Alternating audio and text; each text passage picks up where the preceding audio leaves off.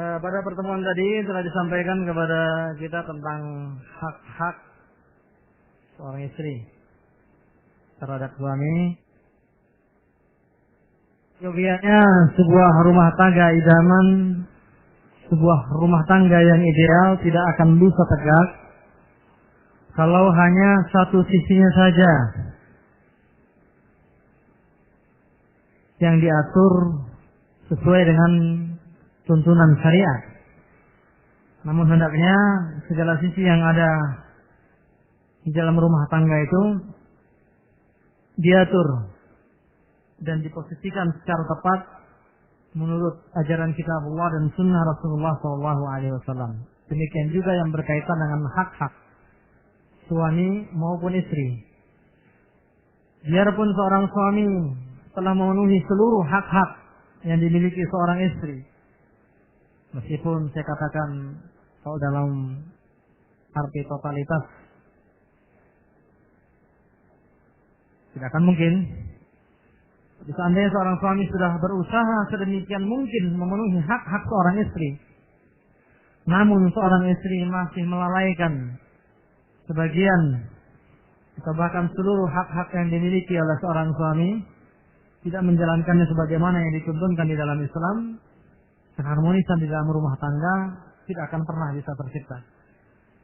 Masing-masing di antara anggota keluarga atau masing-masing di antara pasukti harus merasa nyaman, merasa bahwa pasangannya itu betul-betul layak untuk diajak berjalan seiring, bukan menjadi beban dalam kehidupan.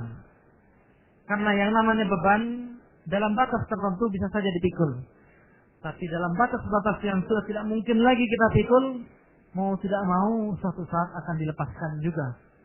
Itulah rumah tangga. Kalau kita tidak memperhatikan yang namanya hak seorang suami atau hak seorang istri, maka pecahnya botol-botol kaca, hancurnya kehidupan rumah tangga menjadi sebuah keniscayaan yang tidak jauh dari pelupuk mata. Ikhwas sekalian fiddin yang dimuliakan oleh Allah Subhanahu wa taala, seorang suami sebagai pemimpin dalam kehidupan rumah tangga memiliki hak-hak yang wajib dipenuhi. Yang pertama adalah mendapatkan ketenangan, sebagaimana yang juga merupakan tujuan utama daripada pernikahan. Secara khusus, seorang suami perlu mendapatkan ketenangan. Seorang suami yang bekerja, beraktivitas dengan banyak menggunakan pikirannya, baik di dalam rumah maupun di luar rumah, membutuhkan sentuhan kasih dari seorang istri. Salah satu di antaranya adalah dengan hal-hal yang dapat menyenangkan suami. Oleh sebab itu salah satu di antara tanda wanita salihah, kalau sebagian di antara tanda wanita salihah itu bisa terrealisir atau teraplikasikan semasa seorang wanita belum menikah, tapi salah satu di antaranya yang tidak mungkin bisa dia realisasikan kecuali setelah pernikahan adalah idza nazara ilaiha sarrathu. Apabila seorang suami memandangnya, dia akan merasa senang. Menyenangkan suami itu berarti seorang wanita harus memiliki penampilan, sikap, tindak tanduk, perilaku, bahkan juga memiliki karakter-karakter yang bisa menyenangkan suami. Dalam bentuk penampilan yang dimaksud adalah penampilan lahiriah. Seorang wanita hendaknya berusaha berpenampilan sebaik mungkin di hadapan suami sehingga seorang suami merasa nyaman dan tentram di sisinya. Dan ini harus diusahakan. Penampilan lahiriah yang Allah berikan kepada seorang wanita belum cukup. Harus ditambah dengan penampilan-penampilan yang harus diusahakan oleh seorang wanita. Misalnya dengan membersihkan badan dan memakai wangian dan lain sebagainya, sebagaimana yang dianjurkan di dalam Islam, agar tampil lebih memikat dan menarik hati di hadapan suami. Hal-hal yang menyenangkan suami bisa juga berupa tindak tanduk dan perbuatan seorang wanita. Ya, seorang wanita yang kurang bisa mengakrabi seorang suami, kurang bisa membalas sentuhan cengkrama dari seorang suami, misalnya seorang suami yang meletupkan canda dan gurauan-gurauan ringan, itu hendaknya juga disambut dengan canda, ya, disambut dengan gurauan-gurauan. Suami hendak mengajak bercengkrama, duduk-duduk, senang-senang, ya, melepaskan lelah habis seharian bekerja, pikiran sudah suntuk, ya, hendaknya disambut dengan baik. Ini dalam bentuk tingkah laku, perbuatan. Dan kadang-kadang juga dalam wujud karakter. Karakternya mungkin sudah mendarah daging dalam diri seorang wanita, ada yang bisa menyebabkan seorang suami kalau melihat seorang istri itu bawaannya sebel aja. Ya. Misalnya seorang wanita yang tingkat punya kecemburuan yang maha dahsyat. Saya katakan kecemburuan maha dahsyat itu kecemburuan kadang-kadang tidak masuk di akal sama sekali. Maka ada kerabat pulang, Mas. Oh, tadi makan di warung. Yang jualan perempuan sama laki-laki. Wah, yang jual ini tanya perempuan sama laki-laki. Apa hubungannya? Kecemburuan yang terlalu meletup-letup seperti tadi itu bawaan karakter seorang wanita, ya. Yang mungkin secara mendasar dia sudah punya karakter yang seperti itu. Ini harus berusaha diminimalkan agar menimbulkan kesukaan suami memandang dan bercengkrama dengan seorang istri. Kalau berbicara itu senang. Ya. Seorang istri misalnya yang senang bermonolog, senangnya cerita, nyerocos, tidak suka berdialog. Ini juga merupakan karakter kurang baik. Maunya suami mendengarkan cerita saja. Mas, tadi saya ikut arisan, Mas. Wah, anak tetangga itu bawa anaknya, wah cantik Mas. Yang lakinya cakep-cakep. Ya alhamdulillah. Tapi masa kecil-kecil sudah digandoli emas gede-gede. Kakinya pun dikasih gelang emas.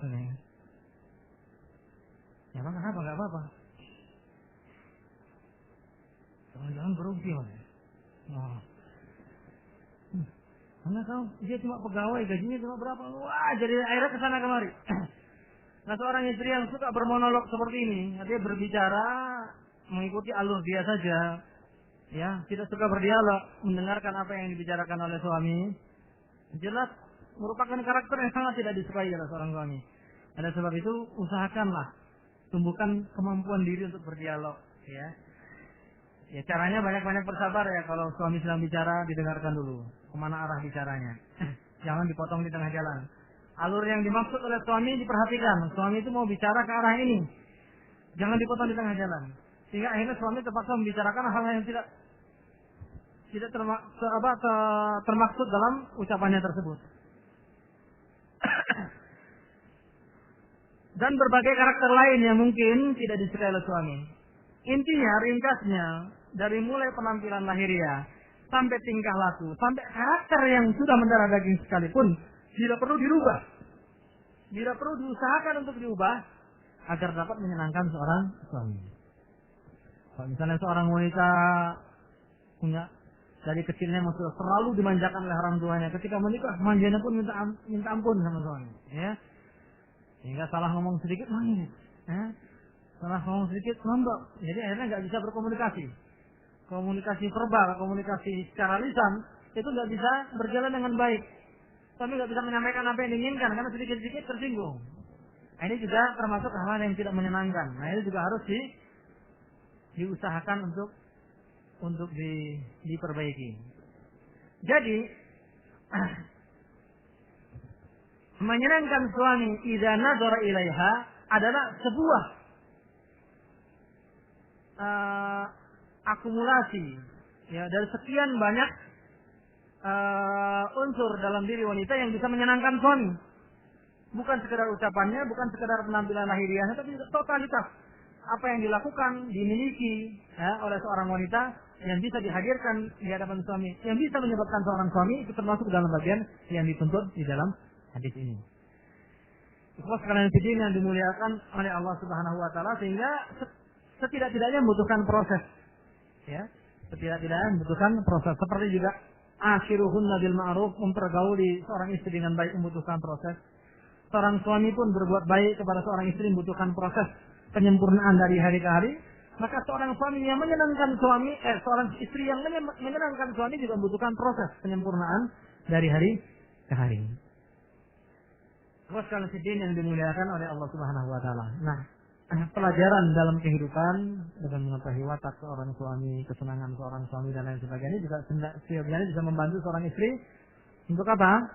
Untuk bisa menampilkan diri sebagai sosok yang sangat disenangi oleh suami. Tadi saya bilang ya, apa makanan yang bisa disukai oleh suami, coba itu didahulukan, ya. Nah, agar suami pun senang dengan apa yang diinginkan oleh seorang istri.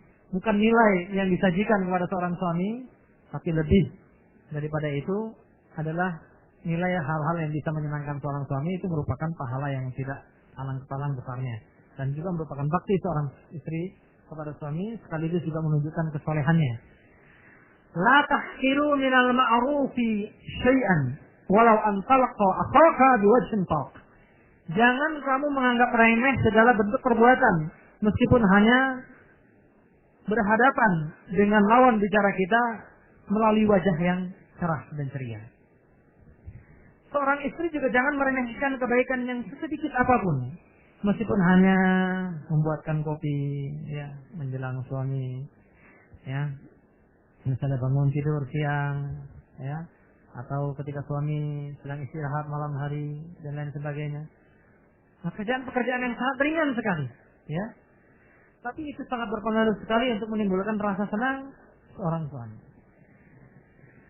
Ya, suami sedang datang dari bepergian, ya sekedar dikatakan, capek mas, istirahat dulu, itu sudah senang. Padahal ditanya sama capek.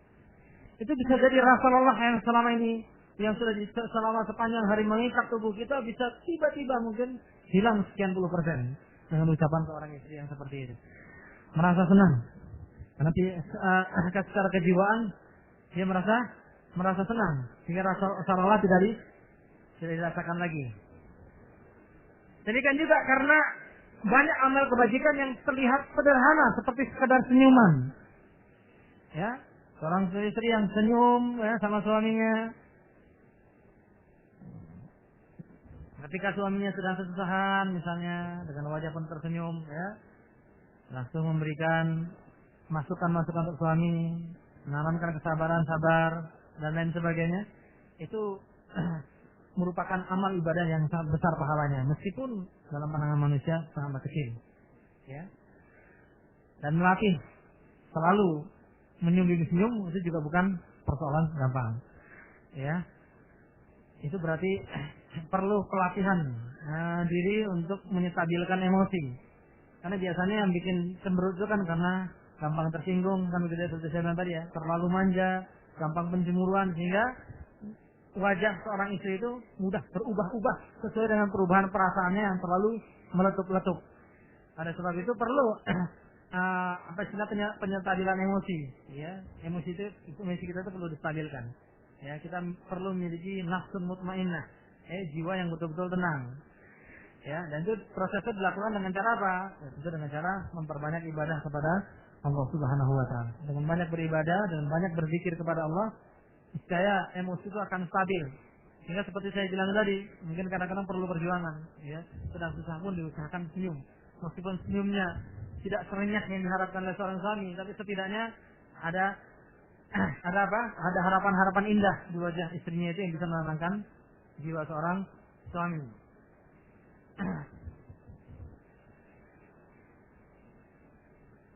Bahkan Syekh Azhar Ahmad Mahmud menjelaskan ya, di dalam Iqratun Nisa bahwa senyuman orang yang beriman itu di hadapan sesama mukmin adalah merupakan hadiah termahal yang bisa diberikan kepadanya, lebih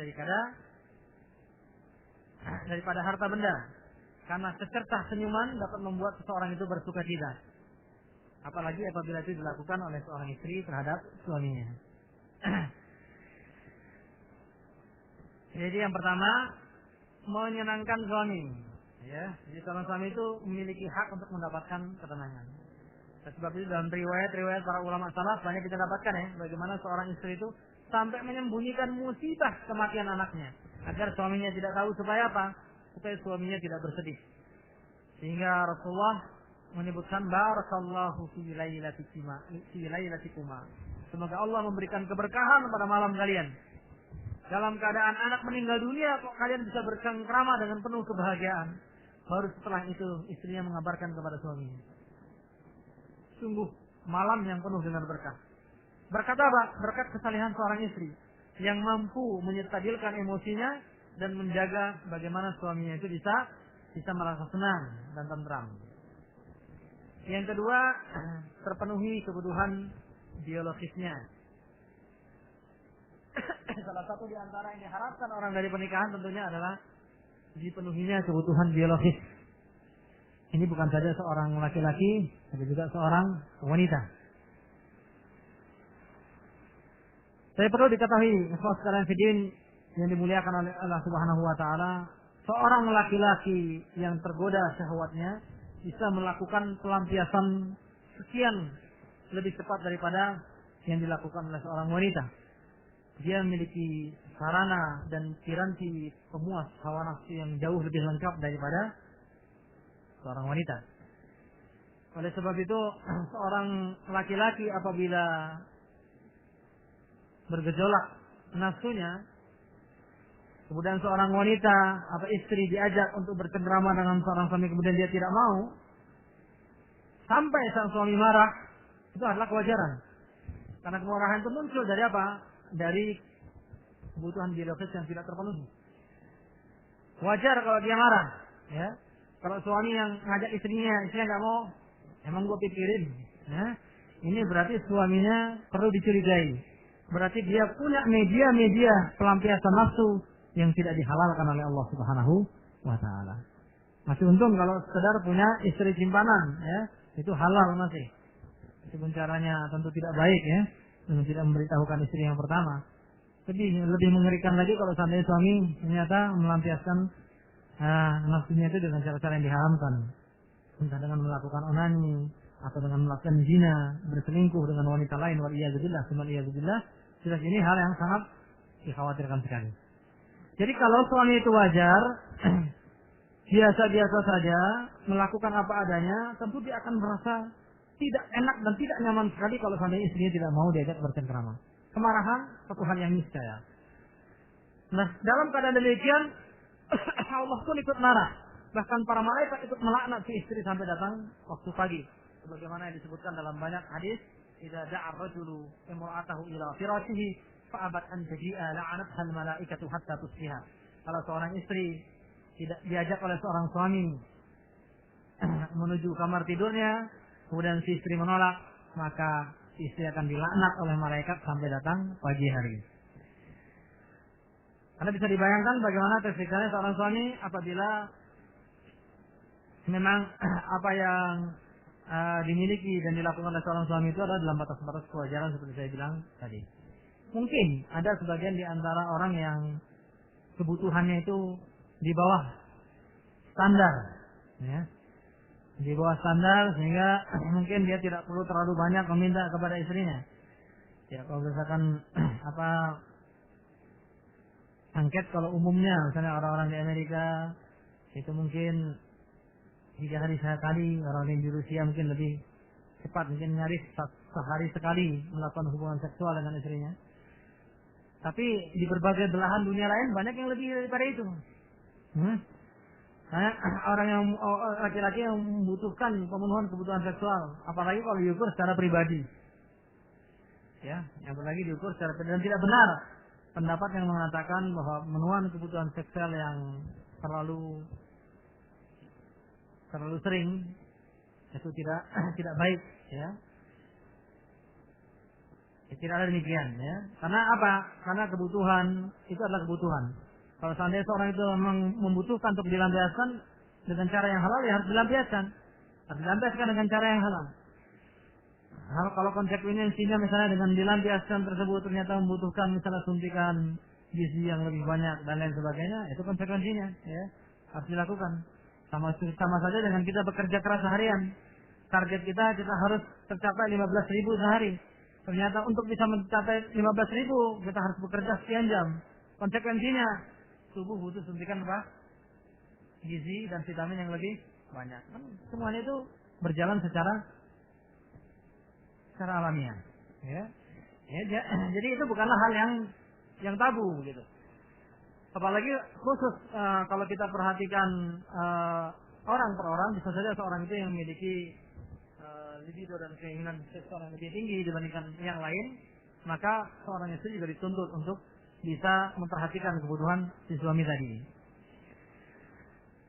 Ada pertanyaan yang ditanyakan kepada Syekh Abdul Aziz bin Baz, kalau seorang laki-laki kok meminta suaminya untuk bercengkrama, si istri nggak mau, Allah melaknatnya.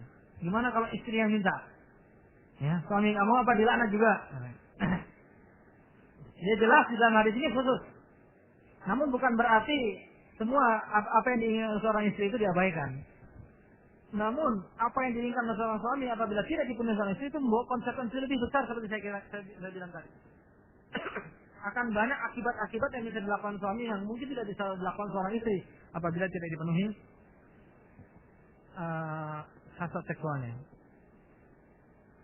Ya kasarnya sajalah kalau seorang laki-laki yang tidak dipenuhi kebutuhan oleh istrinya tiba-tiba tidak bisa menahan diri melihat seorang wanita yang tidak berdaya langsung diperkosa misalnya.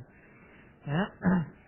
Tindakan ini tidak bisa dilakukan seorang wanita, tapi bisa dilakukan seorang laki-laki. Dan banyak orang yang ketangkap memperkosa, ceritanya saya sudah sekian lama nggak dipenuhi kebutuhan oleh seorang istri. Selalu yang dijadikan sasaran istri, padahal tidak selalu begitu. Kadang-kadang sudah dipenuhi saja, kalau namanya orangnya gila ya tetap saja. Tetap saja itu bisa dilakukan.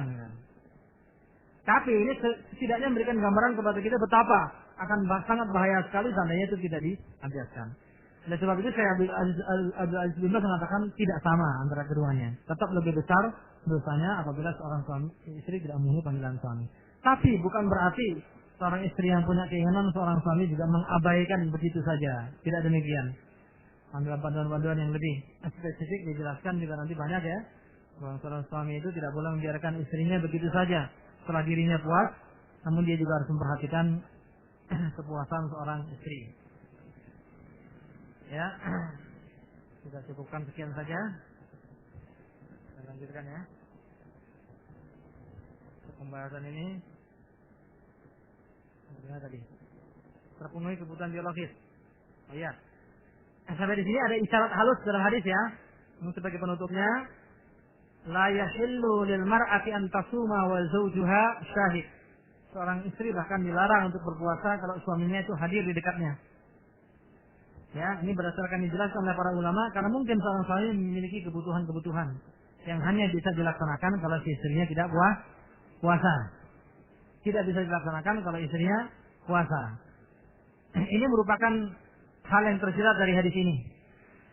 Semata-mata bukan hanya karena izin saja. Pokoknya saya nggak mau melihat kamu puasa.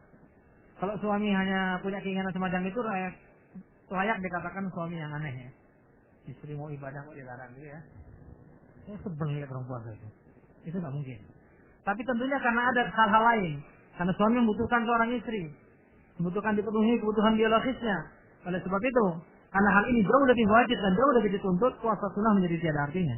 Oleh sebab itu kalau suami mengizinkan, bisa puasa, silakan. Bisa puasa? Oh, nggak bisa, nggak boleh. Jadi izin suami itu menjadi sangat mutlak sekali di sini. Kenapa demikian? Karena banyak hal-hal yang hanya bisa dilakukan seorang wanita kepada suaminya apabila dia dalam keadaan tidak berpuasa. Bukan sekedar memenuhi kebutuhan biologis saja, mungkin juga makan bersama seperti saya bilang tadi ya. Waduh, saya ini jarang di rumah, kebetulan lagi terik sekarang. Hari Ahad, kamu puasa pula. Ya. Itu termasuk mau makan-makan sama-sama sama istri, udah jarang makan sama-sama. Ya. Ya. Wajar kalau seorang suami itu merasa nggak enak juga kalau dia itu nggak sempat makan-makan sama-sama dengan istrinya. Ya. Kalau suami merasa justru senang kalau makan sendirian, ketimbang sama istrinya, itu berarti sudah ada penyekat-penyekat antara keduanya. Jadi itu saya anjurkan sekali lagi, coba sering-sering makan bersama-sama dengan istri. Ya, sebenarnya bukan cuma makan saja, banyak sekali hal-hal lain yang bisa menimbulkan keharmonisan kalau dilakukan secara bersama dengan istri. Di antaranya mungkin sesekali sholat malam bersama-sama. Ini ada seorang ikhwan yang saya tanyakan, pernah salat malam sama istri sama-sama sejak menikah? Belum pernah katanya. Waduh, rugi sekali saya. Maunya kita ibadah sama-sama sama istri itu kalau bisa terus-terusan lah kita ibadah sama istri. Ini mas sekali. Kata orang tidak ada tempat yang paling romantis selain Mekah Al-Mukarramah bagi kaum muslimin. Seorang suami bisa ngajak istrinya tawaf bareng-bareng, lempar jumrah bareng-bareng, sa'i bareng-bareng. Wah, itu tempat paling romantis itu. Ibadah sama-sama sama istri, Pak.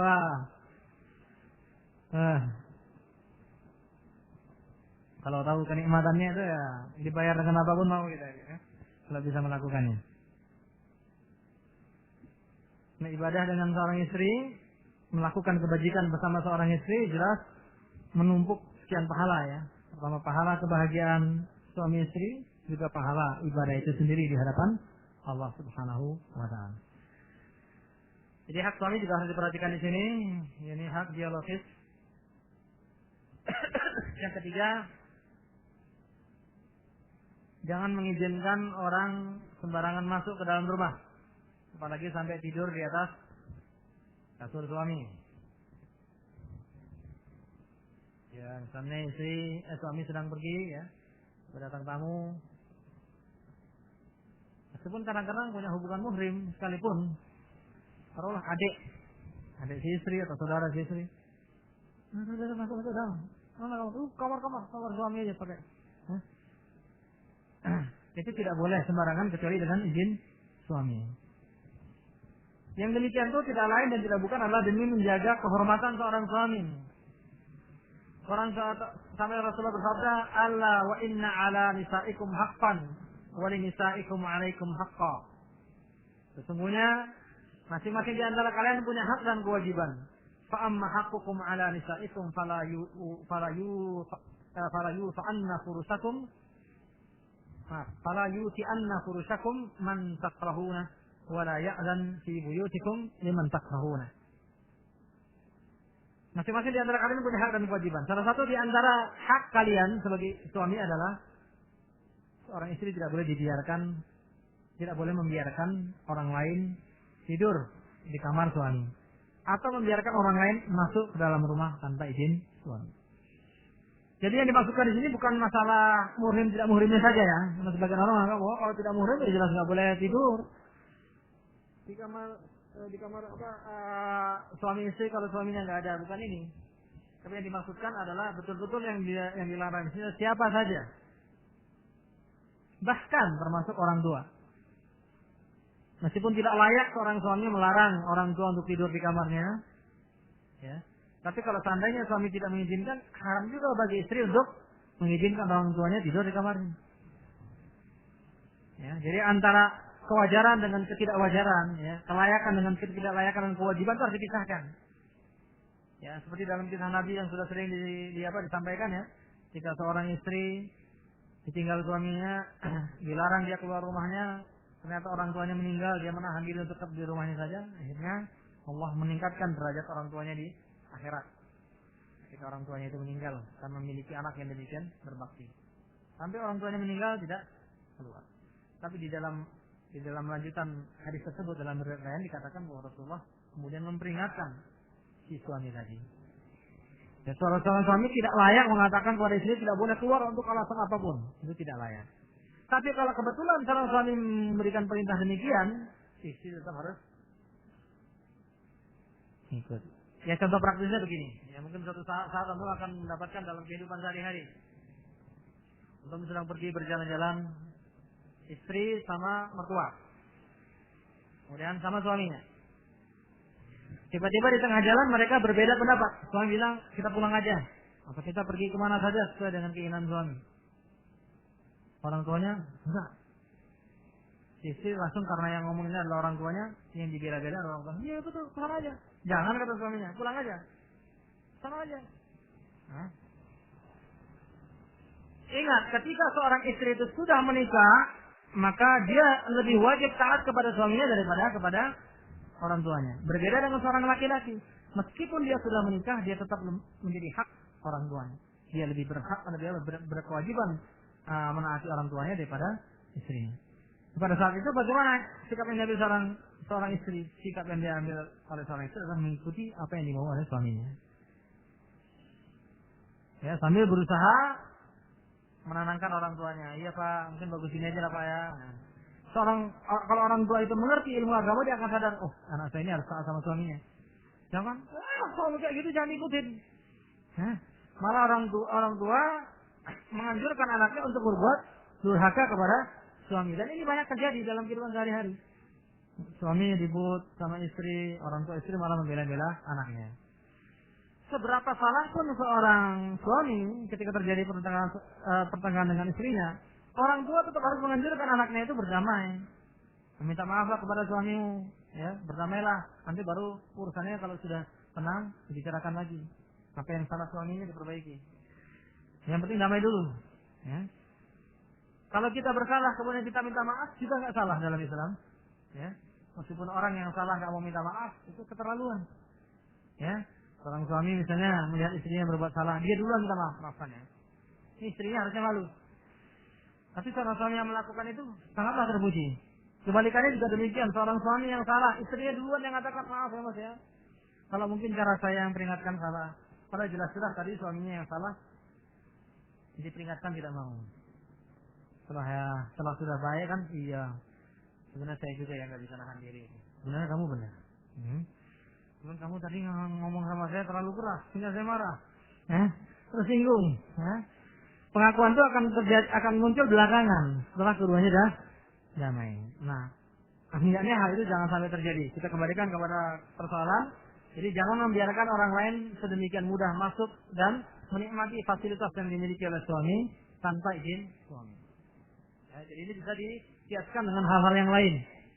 Ya, betapa hormatnya misalnya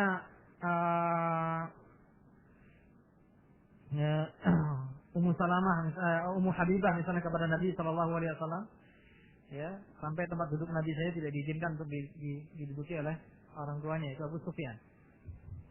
Ini jelas merupakan sebuah contoh yang demikian agung ya dari seorang istri Nabi, bagaimana penghormatan dia kepada Rasulullah Shallallahu Alaihi Wasallam sebagai suaminya dan juga sebagai Rasul Allah.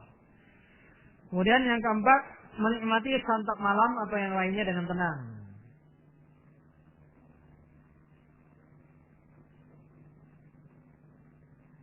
Ya, dalam hadis yang diriwayatkan dalam Al-Jami' As-Shaghir dinyatakan sahih oleh Al-Albani itu ada, ya. Diceritakan bahwasanya seorang wanita itu tidak akan dikatakan telah memenuhi hak suami sebelum dia itu membiarkan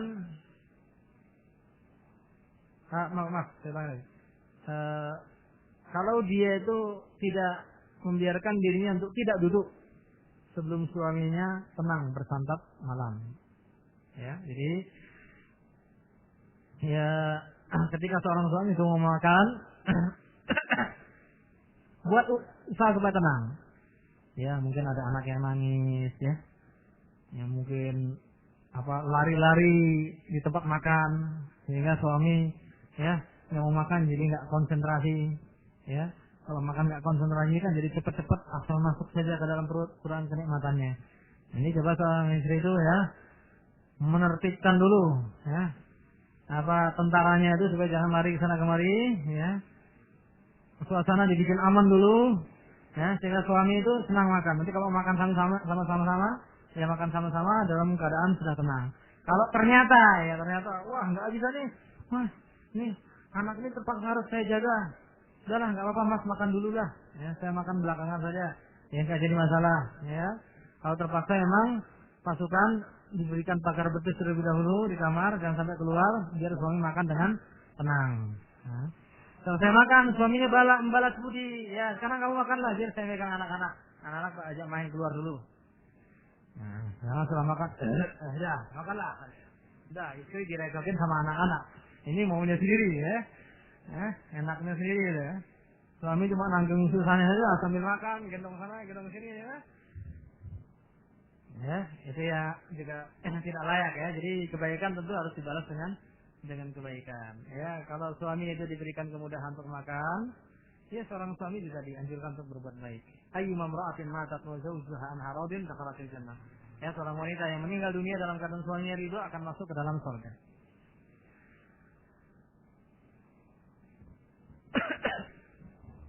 Kemudian selanjutnya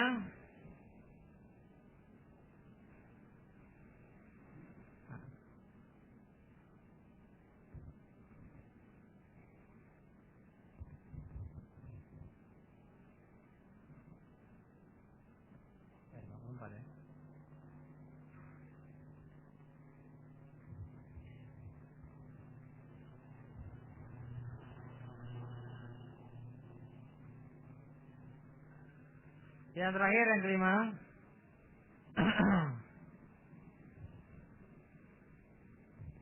membantu suami untuk menjaga kehormatannya. Membantu suami untuk menjaga kehormatannya. Ini juga hal yang penting, meskipun sudah bisa terkait dengan beberapa poin yang telah disebutkan sebelumnya, tapi ini sengaja dikhususkan. Karena ada beberapa hadis yang menceritakan tentang larangan, misalnya seorang wanita ayat sifat mura'atan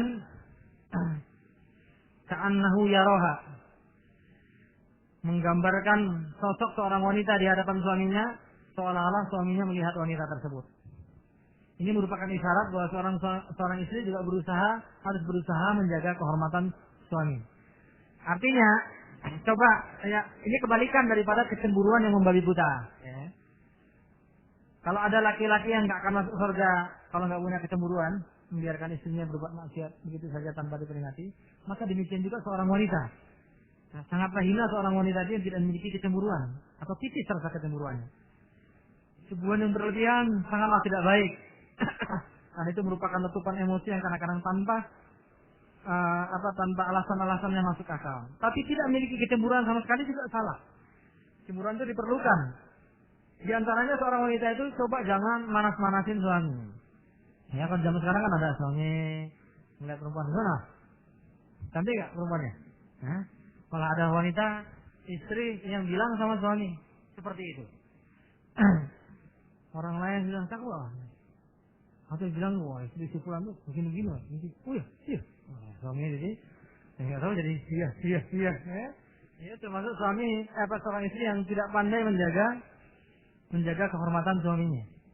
Dia tidak dijaga. Ketika seorang istri sudah menjaga hijabnya, ya sudah memenuhi kebutuhan suaminya, ingat sebagai seorang manusia suami juga bisa saja tergoda.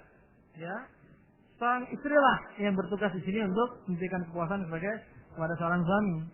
Dan di samping kepuasan dia berikan, dia juga memberikan pagar betis kepada suaminya. Bukan berarti suaminya harus dirantai, diikat supaya nggak kemana-mana. Tapi coba dijaga, jangan sampai suaminya nyelonong ke sana kemari. Ya, caranya adalah dengan menjaga adab bicara dan lain sebagainya. Termasuk mengajak suami misalnya mas jalan-jalan ke tempat-tempat yang dimana di situ suaminya malah akhirnya jelalawang ke sana kemari. Ya. Akhirnya istrinya sendiri yang nyesel. Ya. Sepanjang perjalanan sibuk megang-megang kepala suaminya, nggak tahu lah. Kenapa? Karena melihat sesuatu yang menarik pandangan mata, kan wajar-wajar saja. Nah, itu seorang istri juga harus menjaga suaminya agar apa? Agar bisa menjaga kehormatannya, ya, dengan menghindari maksiat-maksiat yang diharamkan di dalam Islam. Termasuk diantaranya yang disebutkan di dalam hadis tadi, ya, tidak mudah menggambarkan wanita seorang suami itu melihatnya. Ikhwas sekalian kecil yang dimuliakan oleh Allah Subhanahu wa taala. Demikian hak-hak suami maupun istri, ya. Sekali lagi kita kembalikan kepada persoalan yang telah kita sampaikan pada pertemuan di awal tadi, bahwasanya tujuan daripada pernikahan adalah mencari kebahagiaan. Tidak pelak lagi bahwa masing-masing di antara kita ingin berbahagia. Dan Islam sudah memberikan banyak sekali cara, di antaranya panduan-panduan untuk suami maupun istri agar menjaga adab-adab dan perilaku agar masing-masing daripada hak dan kewajiban bisa terpenuhi.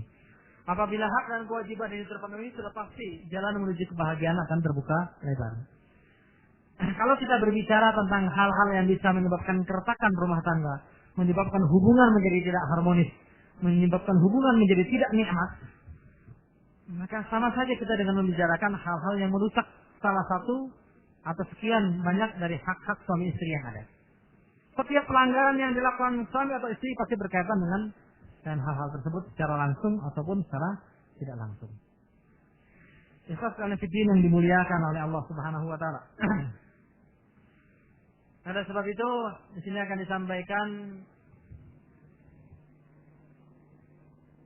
beberapa faktor yang bisa menyebabkan keretakan rumah tangga. Ini hal yang sangat penting sekali. Sekali lagi, semua kajian yang berkaitan dengan faktor-faktor ini secara langsung atau secara tidak langsung berkaitan dengan pemenuhan hak dan kewajiban. Namun lebih kita fokuskan poin-poinnya kepada bentuk langkah-langkah praktis agar kita bisa memahaminya secara lebih jelas. Dan semua ini ada di dalam tuntunan Rasulullah SAW maupun tuntunan para ulama salaf dalam kehidupan mereka. Faktor pertama dan paling utama yang menyebabkan keretakan dalam hubungan rumah tangga seperti sudah dibahas dalam pertemuan awal tadi adalah miskinnya cinta kasih. Ini sebenarnya sudah diisyaratkan dari awal. Kalau tadi kita dalam bentuk aplikasi atau tindak nyatanya belum kita katakan, sekarang kita masuk.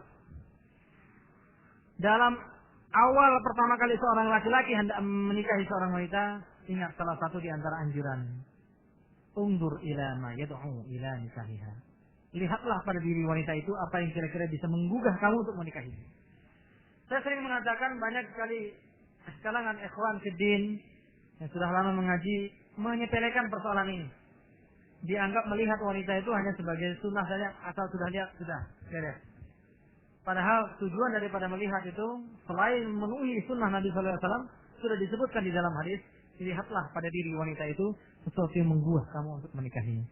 Jadi harus ada ketertarikan juga secara fisik, secara penampilan. Seorang hendak menikahi seorang wanita. Ini jangan diabaikan.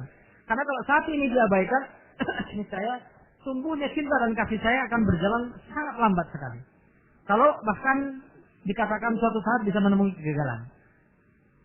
Oleh sebab itu jangan memaksa-maksakan diri. Dengan saya mau melihat wanita yang mau dinikah. Udah. Gimana wajahnya? Nggak ingat. Ini agak benar. Ya. Jadi kita berada di antara dualisme yang salah. Ya. Yang pertama kebiasaan orang-orang di zaman sekarang ini, ya, yang mana untuk menikah itu mereka perlu mengadakan pendekatan-pendekatan yang tidak dihalalkan di dalam Islam, ya, berpacaran sekian lama, pergi ke sana kemari padahal belum diikat oleh tali pernikahan. Jelas salah. Ya. Salah. Sesuatu yang dimulai dengan cara yang haram tidak akan membawa kebahagiaan. Namun juga cara yang lain yang berkebalikan dengan itu, dengan tidak memperdulikan sama sekali pasangan yang akan dinikahi juga salah. Pasangan yang akan dinikahi harus dikenal. Kepribadiannya ditanya dengan orang-orang dekatnya, gimana akhlaknya, bagaimana agamanya, ya. Sudah cocok, tinggal dilihat bagaimana kira-kira kita berhasrat menikahinya. Sudah cocok semua baru dinikahi. Ya. Karena hal ini akan lebih mudah menimbulkan cinta kasih. Kalau dalam hadis itu akan lebih enak ayyudama bainakuma. Ya. Untuk dinikmati, akan lebih enak untuk dinikmati di antara kalian. Itu tujuan daripada nazar atau melihat. Imam Al-Mubarakfuri menjelaskan bahwa arti mendorong untuk mau menikahi seorang wanita yaitu dengan melihatnya dan melihat pada diri wanita hal-hal yang menyebabkan dia pantas untuk dinikahi menurut pandangan.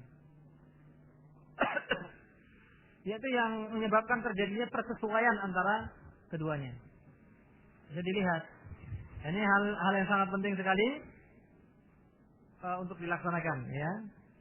Sehingga insya Allah akan mempermudah proses terbentuknya cinta di dalam rumah tangga. Kalau cinta kasih dalam rumah tangga tidak ada atau sangat tipis, sedikit harapan kita akan mendapatkan kebahagiaan. Ya.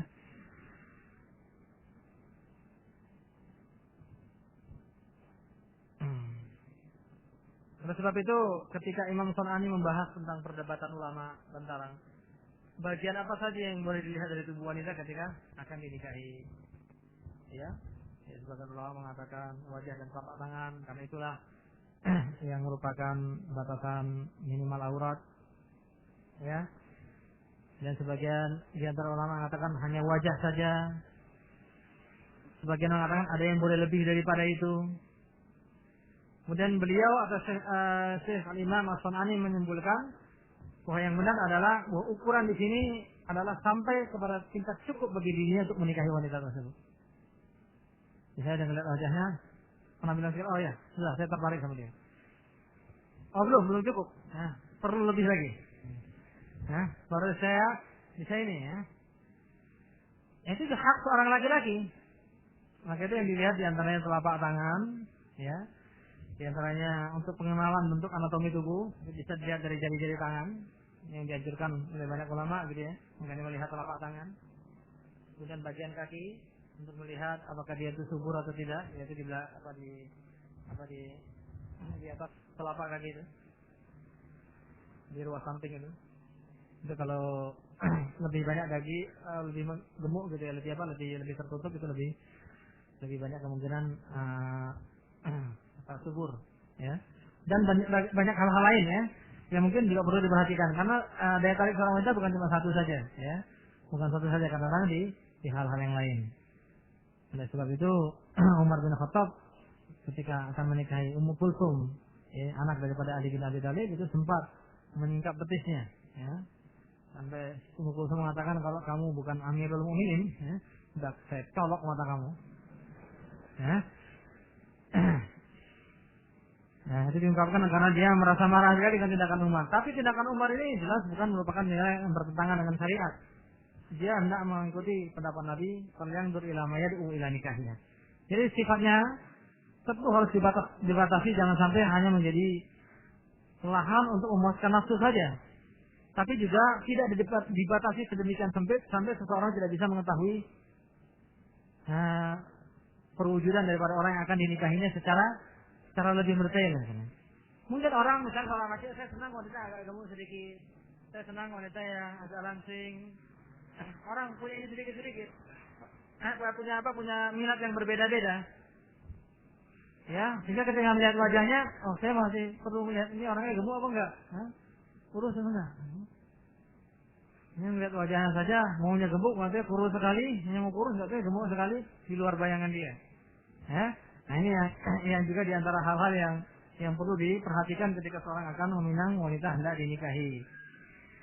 Ya sekali lagi, bagaimanapun wujud wanita tersebut, seorang laki-laki berhak melihat wanita tersebut untuk memastikan apakah dia itu berminat untuk menikahinya. Dan itu sangat penting untuk merajut tali-tali kasih dan kecintaan di dalam hubungan berumah tangga nanti.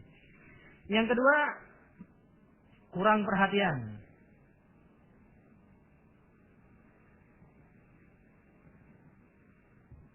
Walahunna mithlu alladhi 'alayhinna bil ma'ruf haqqan 'alal muhsinin. Wanita memiliki hak sebagaimana juga kewajibannya. Jadi harus ditakar secara seimbang. Seorang suami harus memikirkan apa yang menjadi haknya, tapi juga harus memikirkan apa yang menjadi hak istrinya. Dan itu butuh satu perangkat utama yang dinamakan dengan perhatian. Kita sering mendengar istilah orang yang bercerai ketika ditanya alasannya, kami kurang komunikasi. Ini kalau dijabarkan secara lebih luas artinya suami saya kurang perhatian sama saya. Mungkin saya juga kurang perhatian sama suami saya.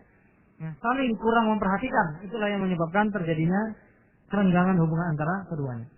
Dan memperhatikan ini bukan hanya dari pemenuhan kebutuhan lahiriah saja. Seorang suami sudah merasa memperhatikan istrinya kalau sudah menyediakan fasilitas rumah yang selengkap-lengkapnya. Istrinya mau apa saja sudah. Bukan itu. Ada yang lebih dibutuhkan seorang istri, itu kasih sayang, perhatian, cinta kasih dari seorang suami. Ya, kita perhatikan kehidupan Rasulullah SAW. Ya, terkadang beliau mengajak Aisyah untuk menonton pertunjukan peperangan, latihan perang di antara sesama muslim, ya, di depan masjid. Kadang beliau mengajak istrinya berlari-lari, ya. Ya, ajaklah istri melakukan permainan-permainan yang halal, yang tidak diharamkan, ya, untuk menumbuhkan cinta kasih, ada kedekatan. Seorang nabi, pemimpin umat, Bayangkanlah lari-lari sama istri. Ya. Kalau seorang suami yang aku, aduh, itu menurunkan gengsi saya itu. Tapi nggak demikian. Sebenarnya kita yang salah dalam menilai gengsi itu sendiri. Semakin dijaga wibawa itu dengan cara-cara yang tidak pantas, semakin menjatuhkan wibawa kita. Ya seorang guru menjadi wibawa itu bukan berarti dia itu nggak mau senyum, nggak mau ketawa sama muridnya. Kalau itu dijaga-jaga dengan cara paksa, nanti di rumah dia sama istrinya ketawa atau bahak-bahak. Ya, biasa tuh selama di depan muridnya dijaga. Murid melihat dia itu bukan malah wibawa, malah lucu. Ya, lucu kan misalnya. Ya, nggak ada wibawa yang bisa dicapai dengan cara-cara yang keluar dari tuntunan syariat. Wibawa itu keluar dari apa? Wibawa itu keluar dari perilaku kita. Ya, bukan orang yang tidak mau senyum itu menjadi wibawa, tidak. Bukan orang yang tidak mau bercanda dengan istri dan anak itu jadi wibawa, bukan. Karena kita katakan bercanda dengan anak istri termasuk bentuk perhatian seorang suami. Demikian juga seorang istri terhadap suaminya. Apapun kesibukan yang menyelimuti aktivitas sehari-hari seorang suami maupun istri, jangan lupa memberikan perhatian-perhatian khusus, yakni kepada suami ataupun kepada istri, agar hubungan bisa dijalin dengan baik. Istilah kurang komunikasi itu sebenarnya sangat tidak layak. Seorang suami atau istri itu seharusnya harus sangat komunikatif, harus sangat interaktif. Kenapa? Karena keduanya itu ibarat apa? Ibarat belahan jiwa. Bagaimana orang yang diibaratkan dalam ukuran belahan jiwa kok sampai kurang komunikasi itu gimana? Itu kan sangat-sangat memalukan sekali. Ya. Kemudian yang ketiga, kurangnya persiapan dalam menikah. Islam sudah menganjurkan seperti disebutkan oleh Imam Al-Bukhari bahwa al-ilmu qabla al-qawli wal amal. Ilmu harus dilakukan sebelum berucap, berkata-kata dan berbuat. Ketika kita masuki kehidupan rumah tangga, kita akan memasuki sebuah kehidupan yang multi kompleks. Sangatlah hina apabila seorang itu masuk ke kehidupan rumah tangga tanpa mempersiapkan diri. Persiapan ini bisa dari sisi lahiriah, bisa juga dari sisi ilmiah. Persiapan yang dimaksudkan bisa persiapan ilmu. Suami atau istri coba pelajari dulu sebelum nikah, atau pelajari ilmunya dulu. Ya, jadi jangan dianggap ini pelajaran yang sia-sia. Ya. Suatu saat tentu akan menghadapinya. Ya. Jadi sesuatu harus dipelajari secara matang sebelum seorang masuki kehidupan rumah tangga. Sudah dipelajari secara matang pun jangan anggap bahwa dalam melaksanakannya itu akan mendapatkan kemudahan demi kemudahan. Inna ma'al usri yusra. Ya, di balik kesulitan juga nanti akurat untuk akan mendapatkan kemudahan. Tidak seperti membalik telapak tangan. Apalagi orang yang tidak tahu ilmunya. Yang sudah tahu ilmunya saja sering kepleset. Sudah tahu harus begini sama suami, lupa. Sudah tahu memang, saya sudah sering baca memang harus gitu sama istri, juga nggak bisa dilaksanakan. Perlu proses. Oleh sebab itu, orang yang tidak memiliki ilmu akan lebih parah lagi, akan lebih banyak lagi pelanggaran-pelanggaran yang dia lakukan. Nah, hal ini tentunya akan semakin mempercepat proses menuju kehancuran rumah tangga. Ikhlas kalian fiddin yang dimuliakan, ya, persiapan ilmu itu diantara yang paling penting, ya. Persiapan ilmu itu dipersiapkan secara baik, ya. Apa hak istri atau hak suami, apa yang disunahkan dilakukan seorang suami terhadap istrinya dan kebalikannya. Pada saat malam pertama, pada saat selanjutnya, pada saat nanti dianugerahi seorang anak dan seterusnya. Bimbingannya sangat lengkap di dalam Islam, dan kita tidak sedang menggaji, ya, persoalan-persoalan tersebut secara rinci, tapi kita sekedar memberikan gambaran umum bahwa perlunya yang namanya pendidikan ilmiah bagi calon suami maupun calon istri yang akan memasuki kehidupan rumah tangga. Bahkan dalam tahap yang lebih jauh lagi, kita juga perlu mempelajari tentang pendidikan anak. Dan itu hal yang sangat penting sekali.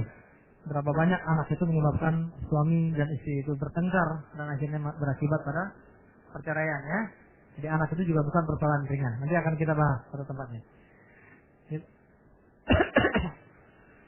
Di dalam Al-Quran surat Al-Isra ayat 36, Allah juga melarang la taqfu ma laysa laka bihi ilmun inna as-sam'a wal basara wal fu'ad kullun ulaika kana 'anhu mas'ula. Jadi jangan melakukan sesuatu tanpa ilmu.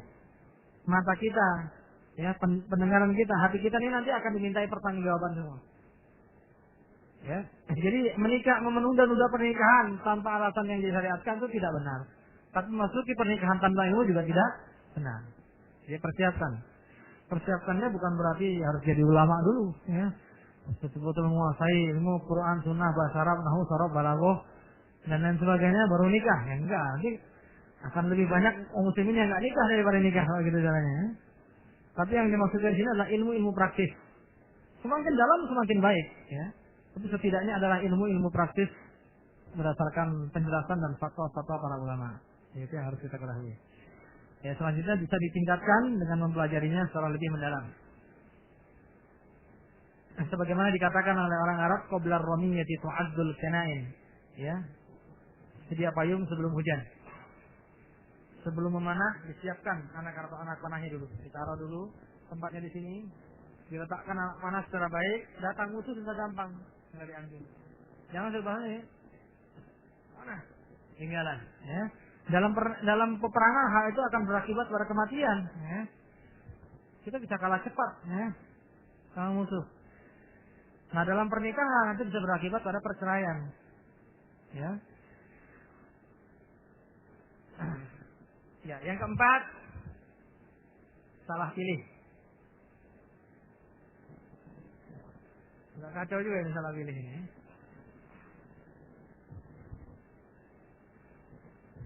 Ini masalah yang terlihat sepele, ya. Terlihat kecil tapi akibatnya akan sangat fatal. Jadi harus kita tanamkan dalam diri kita. Kita menikah bukanlah untuk sehari dua hari, itu tanamkan betul. Sehingga anjuran Islam coba dipegang dengan baik-baik. Ketika Islam menganjurkan tungkahul mar'atu li arba'in limaliha wa li hasadiha wa li jamaliha wa li diniha fadfad bi dzati din tarabat yadak. Wanita itu dinikahi mungkin karena hartanya, mungkin karena kehormatan, mungkin karena akhlak, mungkin karena kecantikan, mungkin karena agama. Cobalah berusaha mendapatkan kemenangan dengan agamanya. Fokus utama adalah agama. Ini makanya saya katakan ketika kita mau menikah, jangan salah pilih. Wanita juga jangan salah pilih suami.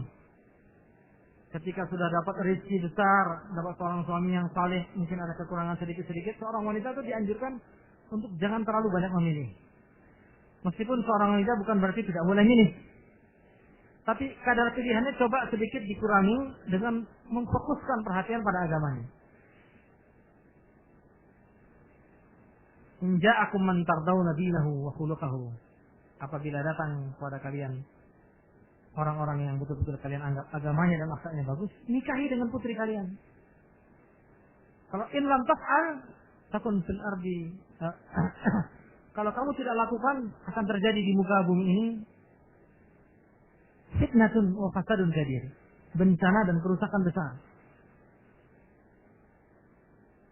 Jadi kalau seorang wanita itu membiarkan misalnya seorang calon suami yang sudah betul-betul soleh, mungkin ada sedikit kurang dalam penampilan, ya, ada sedikit kurang dalam hal yang lain, tapi ini sangat layak sekali menjadi suami saya, kemudian dia tolak, hati-hati saja. Untuk mendapatkan lelaki saleh kedua itu bukanlah gampang. Kalau Pak saleh tukang cendol ada, tapi kalau mendapatkan lelaki saleh sekali kemudian ditolak, dapat yang kedua, jangan harap akan sedemikian mudah. Kan dapat laki yang soleh sudah sulit setengah mati, ya. Laki yang kira-kira secara profil lahiriah menurut yang bisa kita baca, ini nampaknya sudah layak sekali menjadi suami saya. Karena saya sendiri penampilannya agak kampungan. Nggak jadi masalah, biarkan saja. Yang penting dari segi lahiriah tidak menyebabkan seorang wanita kalau dipikir-pikir saya bisa tahan nggak sama laki-laki kayak gini. Kalau tampangnya kayak gini, kayaknya saya nggak bisa tahan. Nah itu jangan. Tapi kalau sana masih bisa dimaklumi lah, kayaknya lama-lama saya bisa juga menyukai dia. Jadi nikah saja, itu lebih baik. Kenapa demikian? Karena bagi seorang wanita menikahi seorang laki soleh itu amatlah sulit. Kalau sudah dapat, maka jangan ditolak. Kasarnya kalau suatu saat terjadi hal-hal yang tidak diinginkan, ternyata di tengah jalan dia menikah, suaminya tidak soleh, apa yang mau dilakukan? Sulit kan? Minta cerai tidak seperti membalikan telapak tangan. Kalau seorang suami salah milih istri, relatif lebih gampang, sesuai. sudah ceraikan. Seorang istri tidak demikian. Banyak istri yang rengek suami untuk menceraikan, tidak diceraikan sama suaminya. Ternyata dicari-cari jalur agama belum ada yang layak untuk bisa minta cerai. Tapi dia rasanya takut sekali kalau seandainya agamanya akan rusak gara-gara suaminya ini. Coba bayangkan. Ini bencana. Inilah yang dimaksudkan dengan malapetaka dan kerusakan besar itu di sini. Bisa-bisa seorang wanita yang baik menjadi hancur gara-gara suami yang tidak beres. Waliyahzubillah. Jadi makanya sebab itu salah satu di antara hal yang perlu diperhatikan, jangan salah pilih.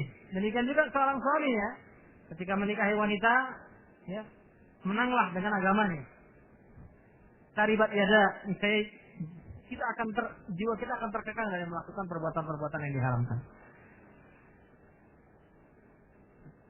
Kalau seorang itu sudah memiliki seorang istri yang salehah, niscaya akan banyak sekali dari hal-hal yang dibutuhkan itu yang bisa terpenuhi ketimbang yang tidak dipenuhi.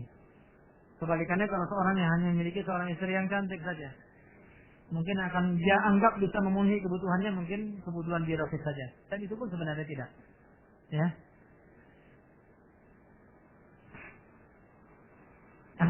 Kecantikan lahiriah itu hanya bungkus belaka. Meskipun itu sebenarnya merupakan kenikmatan yang diberikan oleh Allah Subhanahu wa taala, tapi bukan segala-galanya. Kadang-kadang bersifat semu, kadang-kadang bersifat menipu. Seperti susu yang ditaruh di atas batok dengan susu yang ditaruh di dalam gelas. Ya, sama-sama susu. Tapi kebetulan kalau tempatnya gelas lebih enak diminum daripada di atas batok. Kita nggak menyalahkan pandangan manusia yang seperti itu, kan? Kita nggak menyalahkan. Tapi jangan sampai terpengaruh dengan lahiriahnya sampai kita lupa dengan isinya. Sampai kita menganggap bahwa gelas adalah segala-galanya. Kalau sudah nggak ada susunya gimana? Ya nggak ada artinya lagi. Seorang wanita yang dianggap akan mampu memenuhi kebutuhan biologisnya, kalau dia itu memiliki sifat kepribadian jelek dan lain sebagainya, dia tidak akan bisa membahagiakan suami. Bagaimana suami akan bahagia kalau melihat istri yang dibenci? Bagaimanapun cantiknya, dia akan bahagia. Dan dalam melakukan hubungan seksual pun dia tidak akan mendapatkan kepuasan.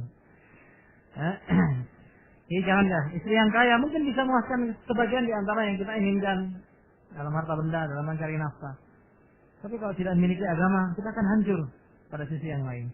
Sebaliknya istri yang salihah dengan segala kebersahajaannya, penampilan yang bersahaja, ya mungkin dia bukan orang kaya dan lain sebagainya, tapi agamanya itu akan mampu mengikat kita sehingga kita itu bisa tertahan dari melakukan berbagai perbuatan haram. Itu bisa menjadi lebih baik. Ya, kalau kasarnya kita nggak usah ngeliat istri dulu. Kalau istri agak susah ya. Antum ngeliat temen saja, apa ngeliat anak saja lah. Ketika lahir pertama kali yang paling senang ngeliat apa? Tampangnya ya. Waduh, cakep betul ya, hidungnya mancung ya. Nah, coba kalau anak sudah besar, kira-kira mana yang lebih disenangi orang tua? Anak yang membantu orang tuanya selalu taat, atau anak yang ganteng-gantengnya tapi bandel? Wajah udah nggak jadi pilihan orang tua lagi. Meskipun ketika lahir itu yang diharapkan orang tua, maunya saya ganteng. Kalau ngeliat ada orang ganteng, namanya siapa? Oh itu namanya Abdullah. Anak saya tak kasih nama Abdullah biar ganteng seperti dia. Ya sudah takdir Allah, kalau lahirnya jelek ya jelek juga. Ya. Tapi begitulah harapan orang tua mau punya anak. Tapi coba kalau sudah besar, betulkah kegantengan itu akan jadi kebahagiaan orang tua? Nggak ada lagi. Isinya akan jadi lebih senang memiliki anak yang jelek, rajin-rajinnya membantu orang tua, ya, membayangkan anaknya pun dia bisa meneteskan air mata. Ya. Daripada anak yang ganteng-gantengnya, kaya raya dan lain sebagainya, tapi tidak tahu berbalas budi kepada orang tua. Ya, dekat dan jauh nggak akan diingat sama orang tua anak seperti ini. Ya, masih untung nggak dilaknat, nggak disumpahin. Ya. Kalau orang tuanya masih sabar, mudah-mudahanlah kamu taubat. Tapi yang jelas tidak akan membawa kebahagiaan apa-apa bagi orang tuanya. Ya, jadi sekali lagi demikian juga seorang istri yang salihah. Ya. Kemudian yang kelima,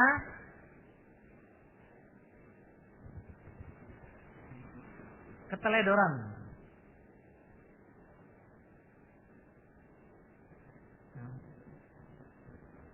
Ya. Keteledoran yang saya maksud di sini adalah keteledoran di dalam membina rumah tangga sesuai dengan aturan Islam. Keteledoran misalnya mendidik istri, sudah sebelum beristri membayangkan nanti kalau saya punya istri, istri saya akan saya ajari ini, saya ajari itu. Setelah punya istri, sudah lupa. Nggak ingat lagi yang dulunya cita-citanya, istri saya mau tak ajarkan baca Quran biar bagus, ajarkan sholat. Kadang-kadang istri cara sholat yang benar aja nggak tahu, tahunya dari ustaz yang lain. Jangan begitu ya. Bukan dari suaminya, dari teman suaminya. Si Fulan tadi bilang katanya, iya, memang gitu. Loh, kok kamu nggak pernah ngasih tahu? Ini adalah satu keteledoran. Seorang suami sempat tidak mengajarkan hal yang dilakukan seorang istri setiap hari. Oleh ya begitu. Seorang suami sibuk mengajar kemarin masalah akidah yang benar, ya. Mengajarkan tentang tauhid, istri tauhid dasar pun nggak ngerti. Sudah puluhan tahun istri nggak diajarkan masalah-masalah dasarnya seperti itu. Ini sebuah kerugian yang sangat fatal. Nah, ini keteledoran ya. Sebagaimana disebutkan di dalam hadis ya. Di antaranya misalnya janganlah la taj'alu buyutakum maqabir. Jangan kalian jadikan rumah kalian itu seperti kuburan-kuburan. Ya. Jadi biasakan di rumah itu memeriahkan rumah itu dengan nuansa ibadah. Sering baca Quran ya. Sehingga istri pun ikut-ikutan senang baca Quran, anak juga ikut senang baca Quran. Kalau kita lalai, yang kita isi rumah tangga itu hanya dengan maksiat saja, ya, lihat saja akibatnya. Kalau kemudian muncul anak-anak yang durhaka, ya, istri-istri yang tidak tahu membalas budi kepada suaminya dan lain sebagainya, salah satu di antara penyebabnya adalah kita yang teledor dalam mendidik.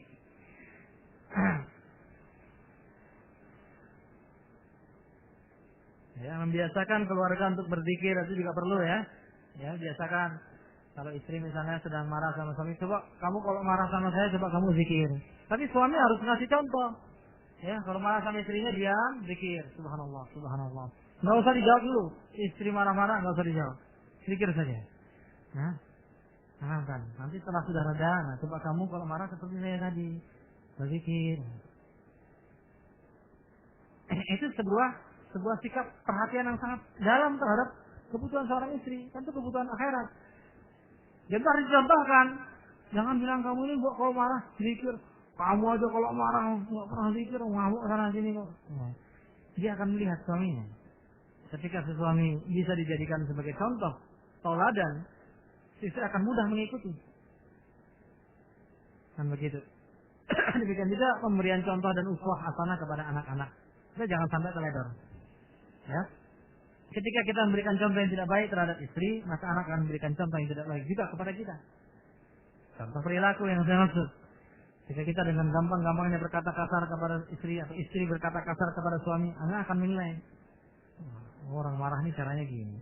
Kalau marah itu kurang ajar, bangsat, ya paling sama anak itu, ya kan?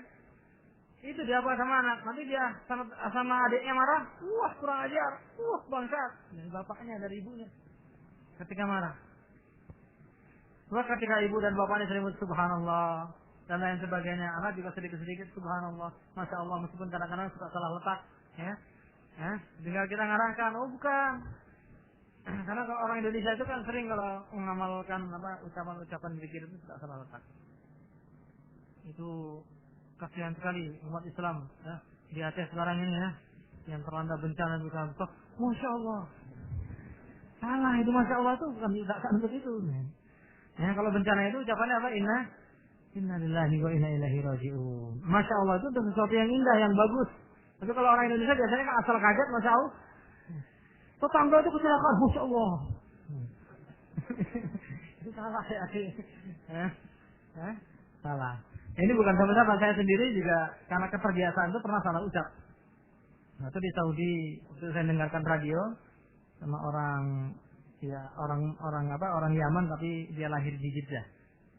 Waktu itu kebetulan ini berita kaum muslimin mati sekian di Palestina. Enggak sadar aja itu, masya Allah. Hah? Kaum muslim terbunuh, masya Allah. Ya juga perlu pembiasaan ya, mungkin kadang-kadang pembiasaan yang wajar dalam bahasa Indonesia ternyata nggak cocok di dalam aturan syariat ya. Masya Allah itu untuk sesuatu yang indah, yang baik. Kalau yang jelek itu jangan masya Allah. Dan jangan dirubah-rubah kayak orang di Jakarta itu mau bilang astagfirullah jadi astagfirullah. Akhirnya disingkat lagi jadi astaga. Ditambah sama naga, astaga naga. Padahal asalnya jadi apa? Dari astagfirullah ya. Astagfirullah. Astagfirullah jadi astagfirullah. Firullah hilang astaga. Jadi astaga naga aja orang Jakarta itu. Itu ucapan-ucapan yang sudah tidak layak untuk dimasyarakatkan lagi. Itu sebenarnya ditaruh di bawah telapak kaki. Ganti dengan istilah-istilah yang Islami, yang tepat ya. Ketika kita marah dan sebagainya. Jadi yang jangan, sekali lagi hal yang perlu kita perhatikan, jangan teledor. Ya mungkin kita punya ilmu, kita punya tata krama, kita punya etika yang sudah ada di dalam otak kita, tapi dalam aplikasi sehari-hari kita mungkin kadang-kadang sudah teledor, sehingga menjadi bumerang. Kekasaran kita kepada istri akhirnya dibalas dengan kekasaran kepada suami dibalas dengan kekasaran sesama suami istri akan melahirkan sebuah uswah atau contoh yang akan diikuti oleh anak-anak kita. Kemudian yang keenam, kurang sabar. Ya, saya singkat saja karena waktu yang terbatas ya. Kurang sabar.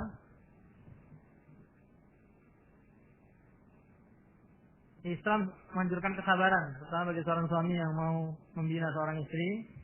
Istausu bin nisa'i khairan. Perlakukanlah wanita itu dengan baik. Fa innahunna khuliqna min dila'. Fa inna a'waja syai'in fi dhila'i 'ala. Sesungguhnya wanita itu diciptakan dari tulang rusuk, dan kebetulan tulang rusuk yang paling lemah adalah bagian atasnya. Dari itulah wanita diciptakan. Fa in dhahabta tuqimuhu kasarta. Kalau kita terburu-buru mengoreksinya akan patah. Wa in taraktahu lam yazal a'wad. Kalau dibiarkan akan tetap bengkok. Fastausu bin nisa'i khairan, maka perlakukanlah wanita dengan baik. Ini secara khusus ditujukan kepada suami agar bersikap sabar telaten dalam merawat botol-botol kaca tadi.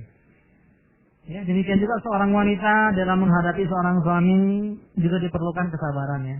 Ya, kadang-kadang suami lebih tahu, istrinya lebih bisa ngamalkan ya. Istri lebih sabar untuk memberikan peringatan kepada suaminya agar kembali ke jalan yang lurus. Nah, demikian juga di dalam merawat anak dan lain sebagainya, tunjukkan ketabahan dan kesabaran kita, karena itu akan jadi gambaran yang akan membekas sangat dalam di dalam jiwa anak-anak kita. Ya, kita yang tidak sabar akan ditiru oleh ketika seorang suami nggak sabar melihat istilahnya sikap cemburu istri yang berlebihan, atau sebaliknya istri yang nggak sabar melihat suaminya yang kok nggak bisa diatur. Itu akan membekas dalam jiwa anak-anak kita. Nanti anak-anak kita juga akan melakukan hal yang sama terhadap adik-adik mereka misalnya. Kalau kita ngajarkan sama istri misalnya nggak ngerti, wah kok goblok banget sih kamu. Nanti anak kita juga ngajari adiknya gitu. Kok goblok banget kamu. Akan ditirunya bahasa yang kita ucapkan kepada istri kita dan seterusnya. Innal mar'ata khuliqat min dila'in lan tastaqima laka 'ala tariqatin. Wanita itu diciptakan dari tulang rusuk dan selamanya memang tidak akan pernah lurus. Fa in istamta'ta biha wa hiya awat. Kalau kita sekedar mau menikmati wanita, dia akan terus bengkok. Tapi kalau kita indahab tuqimuha kasartaha. Kalau kita sembarangan mengoreksinya, dia akan pecah. Dan pecah yang dimaksud di sini adalah perceraian. Ya. Jadi kalau kita mau enak-enaknya saja sama perempuan, sama wanita, sama istri, ya tunggu saja kiamat akan datang. Ya. Ledakan di rumah tangga akan berakibat pada perceraian akan segera datang. Tapi kalau kita juga mengoreksinya secara keras, juga akibatnya akan sangat parah. Bahkan perceraian akan bisa lebih cepat lagi. Rifqan bil qawarir, jagalah botol-botol kaca. Kemudian yang ketujuh,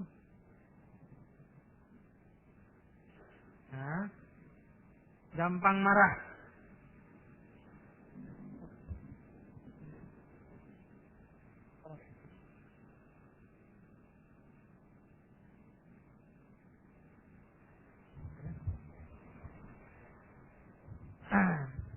Laisa ash-shadidu bis-sur'ati, innama ash-shadidu alladhi yamliku nafsahu 'inda al-ghadab. Jadi orang yang kuat itu bukan orang yang pemarah, tapi orang yang kuat itu yang mampu menahan amarahnya. Maaf, orang yang kuat itu bukan orang yang pandai bergulat, tapi yang mampu menahan amarahnya ketika sedang berkecamuk. Ya, dan di sini sebenarnya pembahasan cukup luas, tapi saya tidak bisa bahas. Ada banyak kiat-kiat untuk menghilangkan amarah, diantaranya dengan diam. Ya, kalau marah itu diam, kemudian berwudu. Nabi itu biasanya kalau marah pindah lokasi. Kalau duduk diri, kalau diri langsung duduk. Kalau nggak ada juga keluar rumah, mati secara segar, baru masuk lagi, begitu ya. Kalau istri marah, ya jangan keluar rumah, lari dari rumah. Itu nggak menyelesaikan masalah. Ya nggak apa-apa. Pamit sama suami, saya mau beli cabai dulu keluar, nggak apa-apa. Keluar sambil menenangkan, ulang sudah reda amarah. Jadi berbagai cara hendaknya dilakukan agar amarah itu berkendali. Ini masih banyak poin-poinnya yang mungkin tidak bisa disampaikan karena keterbatasan waktu ya. Jadi kalau nanti mau melanjutkan ya dibaca saja, insyaallah. Ini sudah dirilis jadi buku ya, sebentar lagi akan terbit. Ya, untuk beli saja. Ini bukan promosi karena yang jual bukan saya. Saya cuma nulis ya. Yang jual penerbitnya. Nah, itu bisa dibaca secara lebih lengkap. Mungkin yang disampaikan untuk pertemuan hari ini cukup di sini saja ya. Dan mungkin hal-hal yang lebih spesifik mungkin belum bisa kita sampaikan ya. Mungkin karena melihat hal dan keadaan juga tidak ya belum selesai untuk dirinci ya, untuk dirinci ya. Mungkin yang butuh perinciannya ya baca saja bukunya. Jadi itu saja yang saya sampaikan pada pertemuan di siang hari ini. Mudah-mudahan bermanfaat. Subhanallah walhamdulillah, asyhadu an la ilaha illa anta, astaghfiruka wa atubu ilaik. Sebelum bubar, ini ada beberapa pertanyaan atau mungkin ada pertanyaan langsung dulu, silakan. Ada yang bertanya secara langsung dulu? Ini banyak sekali.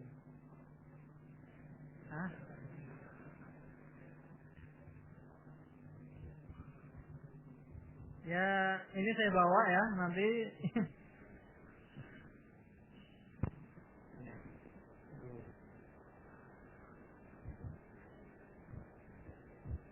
yang kira-kira pertanyaannya belum bisa terjawab. Nanti dikirimkan saja ke email ya. Saya selalu menganjurkan begitu.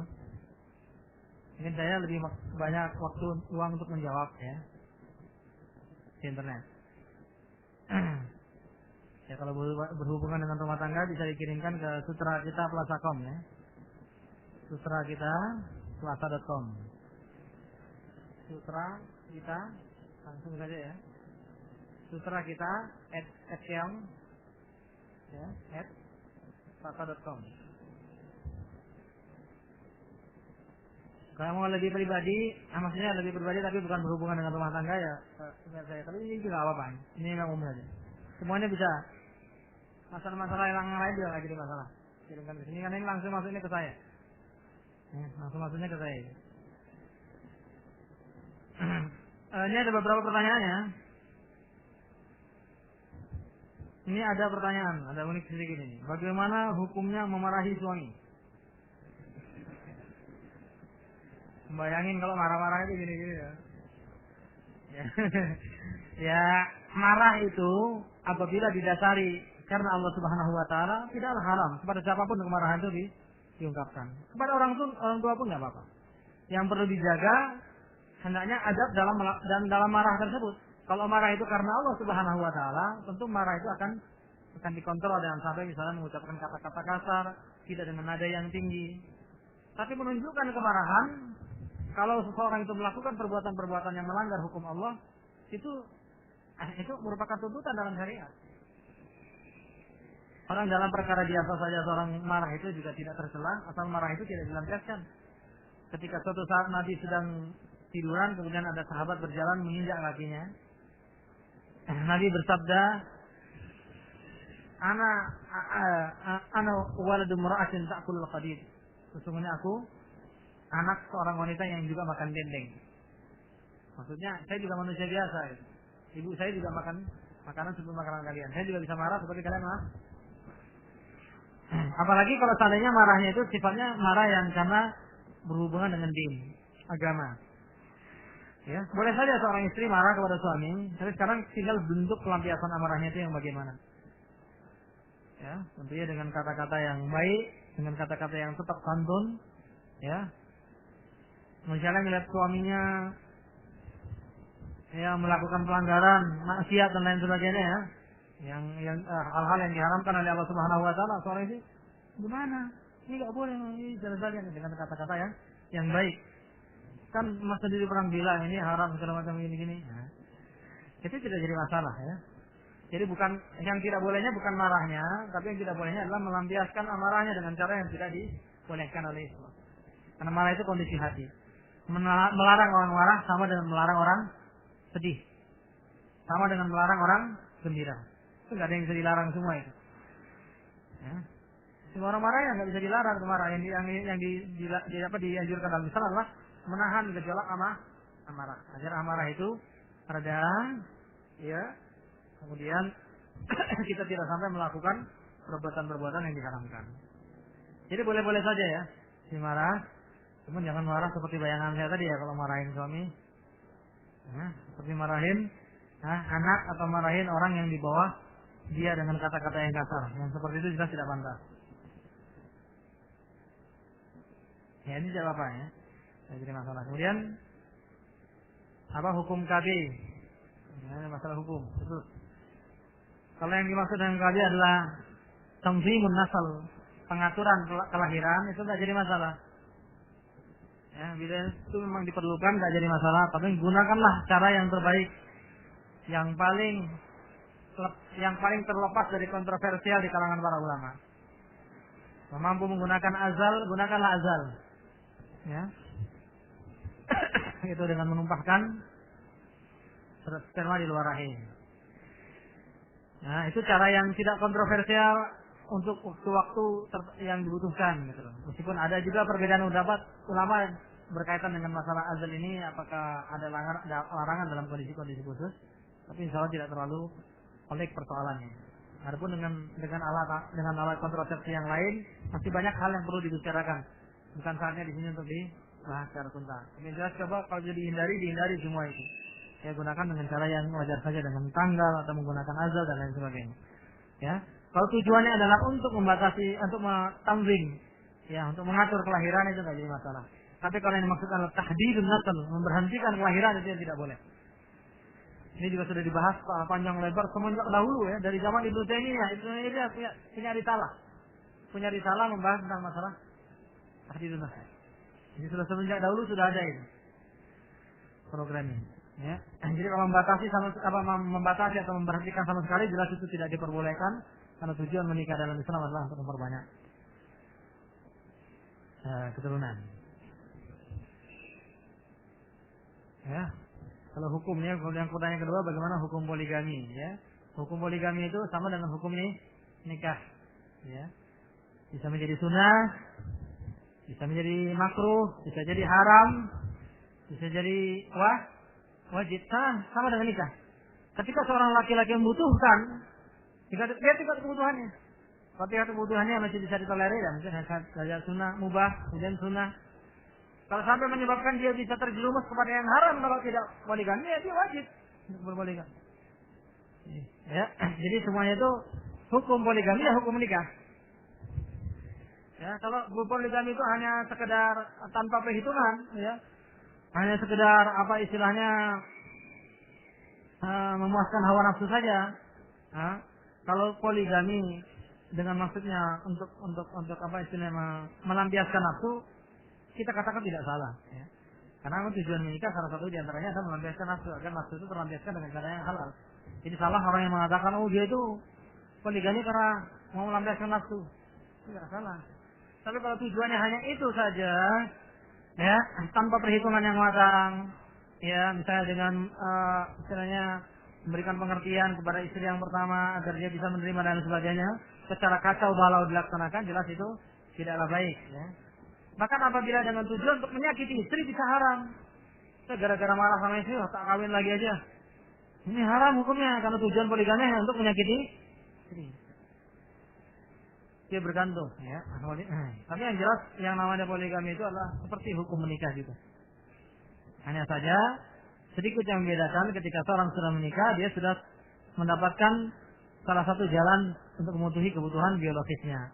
Sehingga dengan sendirinya kebutuhan yang kedua tentunya tidak seperti yang pertama. Itu saja. Tapi secara substansial sama saja. Bisa menjadi sunnah, bisa menjadi wajib dan seterusnya. Dengan pertanyaan lain,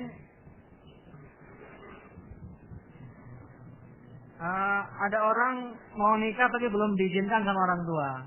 Ini bagaimana? Ya, khususnya untuk laki-laki, ya kalau seandainya memang orang tua itu melarang kita untuk menikah, ya mungkin untuk membantu dia, atau dia minta kita untuk menyelesaikan studi, ya ikuti saja. Selama apa yang diperintahkan orang tua bukanlah maksiat, ikuti.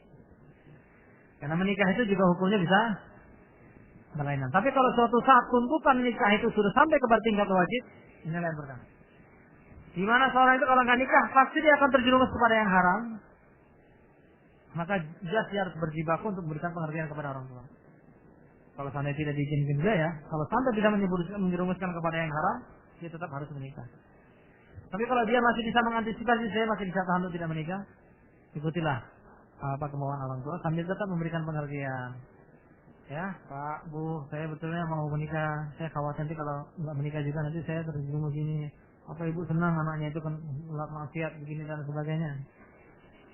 Sampai orang tua mengerti apa yang kita inginkan dan memberikan izin kepada kita. Karena ingat, berbakti kepada orang tua itu adalah salah satu di antara tugas utama seorang mukmin. Bahkan setelah tauhid kepada Allah, tugas utama seorang anak adalah berbakti kepada orang tua. Terutama saya katakan anak laki-laki. Ya, terutama sekali anak laki-laki, karena baktinya kepada orang tua bersifat mutlak. Ya ini meskipun dia sudah menjadi suami istri dan menjadi bapak dari anak-anak ini, dia tetap wajib taat kepada orang tua. Jadi jangan bermudah-mudah ya langsung meninggalkan orang tua, ya mencari wali hakim untuk menikah. Itu cara yang sama sekali tidak tepat. Apabila orang tua tidak memberikan izin misalnya karena anaknya mau disekolahkan lebih lanjut atau untuk membantu orang tuanya, kemudian anak menikah tanpa wali, itu tidak sah. Karena kewalian orang tua belum batal. Alasan orang tua itu masih bisa dipahami di dalam syariat. Tapi kalau alasan orang tua sama sekali tidak masuk akal, melarang anaknya dengan alasan yang dibuat-buat saja. Hanya karena misalnya anaknya mau menikah dengan wanita salihah, yang dia mau anak itu nikah dengan perempuan yang dia mau, meskipun dari agamanya hancur dan babak belur, ya. Dalam kondisi demikian kita tidak wajib lagi mengikuti orang tua. Kalau orang tua tetap berpikir seperti itu, ya kita menikah karena kewalian orang yang seperti itu sudah wali yang adul, ya, sudah termasuk wali yang adul. Ya, wali yang adul itu sudah hilang kewaliannya. Allah alam bisawab.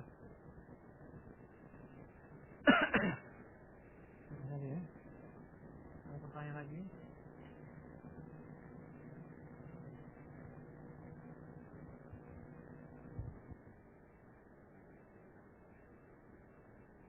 Ini ada ahad yang menggunakan cadar mengatakan kalau sedang nazar itu buka cadar apa enggak? Ya dibuka. Ya, yang nazar ya dibuka.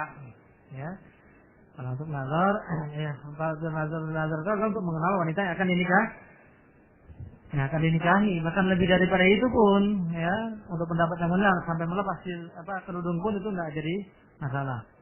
Kalau alasannya, oh nanti sudah ngelihat enggak jadi lagi. Nah, ada yang gitu. Nah, itu jangan dijadikan sebagai alasan untuk menghindari. Karena yang namanya nazar di dalam Islam itu tidak dilakukan dengan sembarangan. Seperti saya bilang tadi, seorang mau menikahi wanita, dia menyelidiki juga tentang wanitanya, bagaimana kepribadiannya, akhlaknya. Andai kata dia sudah memiliki ketertarikan, baru nazar itu sebagai langkah terakhir untuk memastikan saya berminat menikahinya atau tidak. Begitu. Ya, saya berminat menikah itu sebagai langkah terakhir. Jadi bukan baru apa-apa, nazar. Ya, tidak seperti itu. Ya, nazar itu dilakukan ya dengan apa? Sebagai proses terakhir setelah semuanya selesai. Jangan setelah nazar, kalau udah nazar senang, akhlak yang lainnya nggak diperhatikan lagi. Karena sudah kandung senang. Ini yang berbahaya.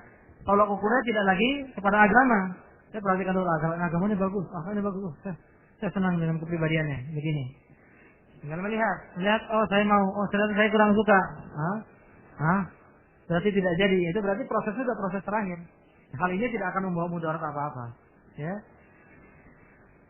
Hal ini tidak membawa mudarat apa-apa. Dalam Islam itu sebenarnya apa yang dianjurkan seorang wanita itu menutup aurat, berhijab dan sebagainya, bukanlah masalah rugi, enggak ruginya. Ini urusan adalah syariat yang ditentukan oleh Allah Subhanahu wa taala demi kepentingan seorang wanita, menjaga kesucian seorang wanita. Bukan wanita untuk aurat misalnya kalau tangannya kelihatan orang rugi, bukan itu. Masalahnya bukan rugi ya rugi. Masalahnya karena ini terlihat, ini kalau ini terlihat adalah haram. Karena salah satu di antara fungsinya adalah melindungi wanita. Ya, jadi bukan masalah.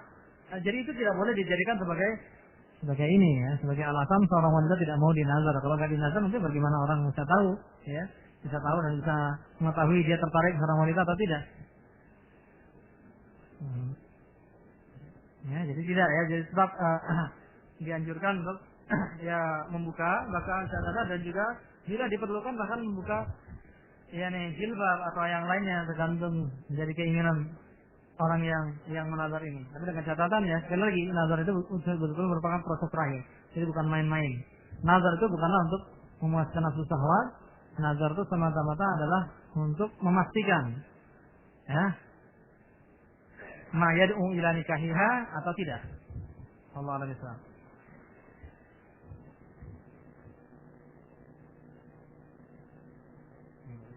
Ada tulisan nggak bisa saya baca.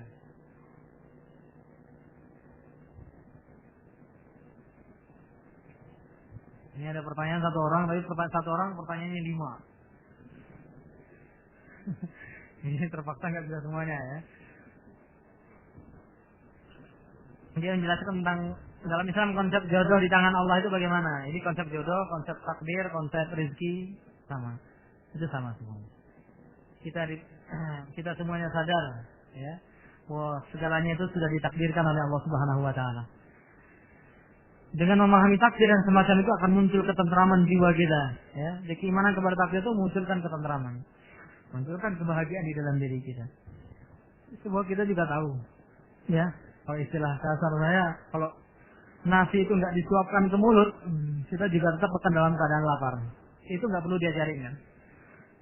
Jadi untuk masalah ikhtiar itu manusia tidak perlu diajarkan. Manusia itu lebih tahu. Antum a'lamu bisu'uni duniakum. Jadi masalah mencari jodoh, mencari wanita, mencari itu sama saja. Bukan berarti karena sudah jodoh kemudian kita tidak dianjurkan untuk mencari, mengusahakan. Itu salah. Sama sekali salah. Sebenarnya yang disalahkan adalah ya ini kejahilan kita sendiri di dalam memahami nas-nas syariat ini. Karena pada dasarnya ikhtiar itu nggak perlu diajarin dikatakan. Kamu makan kan juga nggak perlu diajarin, ya. Kamu biarkan nasi itu dipelototin, kamu nggak akan kenyang. Kamu akan melakukan ikhtiar memasukkan nasi itu ke dalam mulut. Ya, jadi kalau kamu bengong-bengong depan rumah ini nggak akan ada orang datang ke tempat menawari kamu nikah. Jangan harap-harap seperti apa? Ini apa? Sahabat tadi yang nikah sama anaknya Said bin Al-Musayyib ya. Itu juga dia nikahnya kan bukan tanpa sebab karena lihat anaknya rajin. Kalau ngeliat orang rajin bengong di depan rumah nggak mau nikahi anaknya sama laki-laki kayak gitu. Orang segini bengong di depan rumah tak nikahin sama anak saya nggak mungkin. Ya. Jadi ada usaha ya. Jodoh itu di tangan Allah tapi ada usaha. Oleh sebab itu usaha yang kita lakukan adalah mencari jodoh yang sesuai dengan kriteria yang diperintahkan di dalam. Kalau ternyata kriteria yang sudah dicari sudah kita sesuaikan, apakah pasti hasilnya seperti yang kita inginkan? Gila takdir bermain. Lingkaran takdir yang nggak bisa kita berlari dari situ, itulah dia.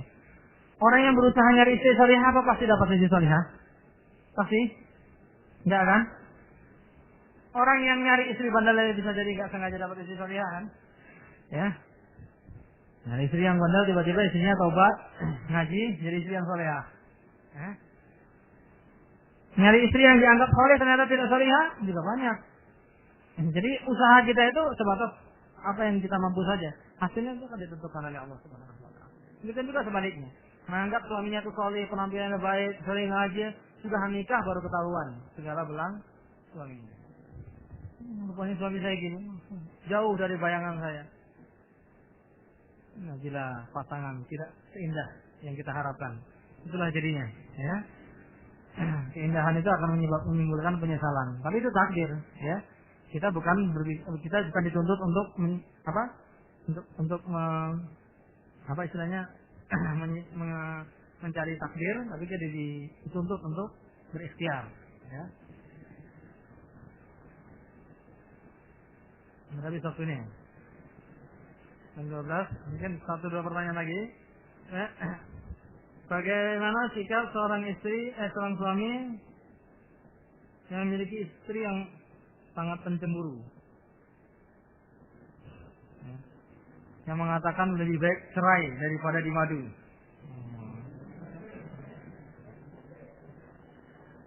Dramatis sekali, ya.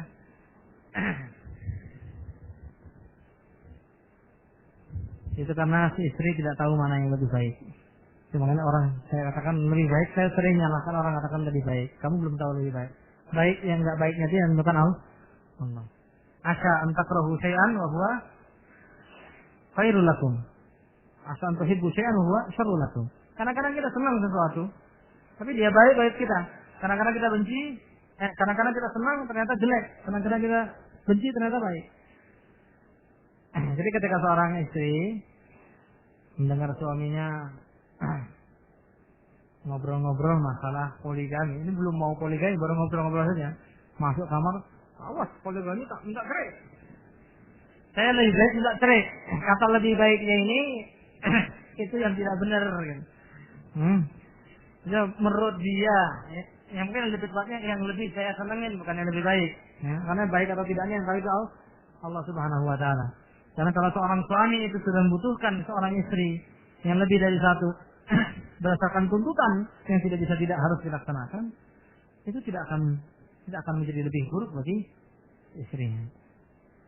Karena seorang istri yang suaminya berpoligami itu berarti dia telah menolong suaminya yang sedang kesulitan. Ya. Suami kesulitan kan nolong, masa nggak suka? Ya. Kesulitan pesan aku jangan kiri-kiri dong, ya. Kesulitan itu macam-macam. Kalau suaminya kelaparan disediain makanan, gitu ya. Kalau badannya pegel-pegel gitu aja. Butuh nikah lagi, ya dikasih izin. Itu namanya suami senang. Selain itu seorang istri yang suaminya hendak berpoligami, dia telah membuka jalan untuk berbuat baik kepada sesamanya. Itu kan sesama wanita, dia punya hak yang sama untuk memiliki seorang suami. Apa rela melihat makin banyak perawan-perawan tua bertebaran di mana-mana, kan kasihan, ya. Kamu punya perasaan ukhuwah Islamiyah enggak sih? Nah. Ya. Itu kalau baiknya menurut Islam seperti itu. Ya. Bukan berarti orang yang enggak baik poligami juga harus poligami. Ya. Kemudian saya sering mengatakan tanamkan kepada istri kita, ya, bagi wanita, juga tanamkan di dalam diri kita bahwa poligami itu sama juga dengan alur takdir yang lain. Banyak wanita yang rela dipoligami, tapi seumur hidup tetap sendiri bersama suami. Banyak wanita yang nggak rela dipoligami, malah akhirnya dipoligami. Jadi kan rugi. Jadi Allah akan menilai kita dengan sikap kita. Kalau saya mendukung bahwa ini adalah syariat Islam, ya. Kalau memang poligami itu dijalankan dengan cara yang tepat menurut Islam dan bukan sekedar hanya untuk memuaskan hawa nafsu belaka, saya setuju. Dia setuju bukan berarti suaminya langsung poligami, ya. Atau poligami itu semudah membalik telapak tangan, ya. Ya, tidak seperti itu kan? Ya. Ya, saya bicara seperti ini bukan seperti seumur hidup saya belum tentu saya poligami. Ya. Kan masalahnya seperti itu. Jadi antum yang baru dengar atau biasanya sudah poligami, kan begitu. Ya. Jadi poligami ini ada nuansa takdir yang sangat kental sekali, ya. Jadi seorang wanita hendaknya menurut saya tanamkan saja. Kalau Allah takdirkan tidak jadi, tidak akan poligami. Saya meskipun kita menolak, kalau takdirnya kita sudah menjadi istri kedua, pasti akan menjadi istri kedua juga. Cuman bedanya kita sudah dalam keadaan kalah, dalam keadaan berdosa karena kita menolak syariat poligami yang ada di dalam Islam. Ya demikian. Jadi maka tanamkan takdir itu, niscaya kita akan tenang. Bayang-bayang itu tidak akan terlalu menakutkan seorang wanita. Dan sudah banyak dibuktikan dalam dalam kenyataan hidup ya sehari-hari. Ya, seorang suami yang kemudian menanamkan kepada istrinya tentang masalah poligami, akhirnya istrinya menerima. Ya ternyata juga selamanya dia tidak pernah berpoligami. Ya. Nah Allah Subhanahu Wa Taala menakdirkan tidak demikian. Tapi satu hal yang juga saya perlu ingatkan kepada para suami, juga jangan membicarakan masalah poligami ini hanya sebagai ulasan bibir saja, buat nyenengin, refreshing saja. Ya, kadang-kadang sedikit-sedikit ngomong sama istri poligami, jadi ngomongan poligami enggak, cuma ngomong aja. Itu seperti apa? Seperti jago kandang. Seperti ayam kalau ayam jago tahu ya, kalau berantem di rumah, kalau mau berantem kalau ayam jago kandang kan begitu ya. Kalau lawannya belum datang, ternyata nggak ada realisasinya. Jadi yang namanya poligami syariat Islam, hendaknya kita jelaskan, kita sampaikan kepada istri secara proporsional. Gitu. Kapan perlu jelaskan. Kita nggak selamanya kita ngomong tentang haji terus sama istri, dikit-dikit. Haji kan ya, lagi makan enak makan ini kalau di Mekah ya, sambil haji ya. Nggak mungkin. Kita akan membicarakannya sesuai dengan kebutuhan. Demikian juga ada poligami gitu. Jangan sedikit-sedikit berbicara tentang poligami kepada istri secara tidak profesional. Ya. Sehingga tadinya istri sebenarnya sudah bisa menerima hukum Islam tentang poligami, lama-lama egonya akan terangkat lagi. Seperti seenaknya sendiri ya, dia poligami. Nah, timbul perasaan demikian. Karena banyak juga di antara kita yang membicarakan masalah poligami ini secara tidak tepat. Ini bicarakanlah apa ala kadarnya, apa saja. Ya. Kalau suatu saat memang sedang merancang ala poligami, bicarakan dengan istri. Ya. Sesekali kalau sedang membicarakan tentang masalah hukum itu, jelaskan kepada istri supaya dia paham. Poligami itu hukumnya dalam Islam begini dan seterusnya. Ya, dan moga-moga dengan cara demikian kita harapkan tidak ada lagi istilah ta'addud zaujat atau poligami yang dilaksanakan dengan istri dalam keadaan tidak memahami.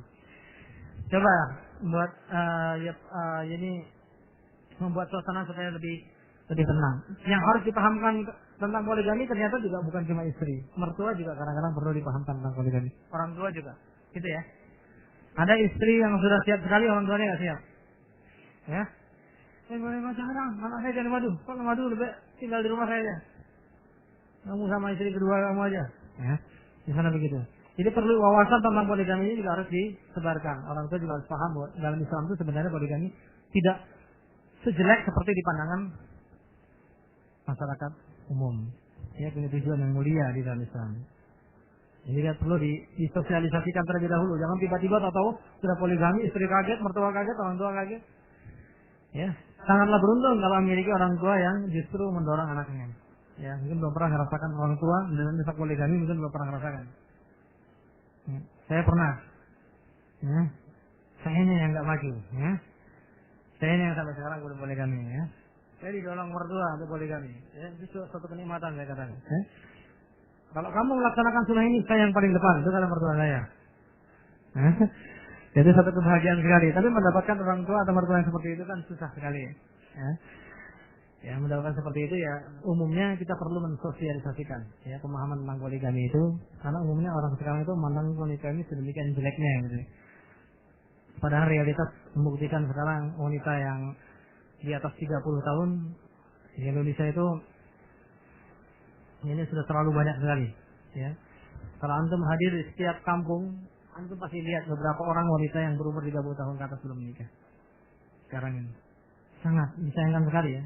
Ya, karena kalau budaya poligami itu tidak dimasyarakatkan, dipahami, akhirnya beginilah akibatnya salah satunya. Ya, saya cukupkan di sini saja, mudah-mudahan bermanfaat. Kalau sedikit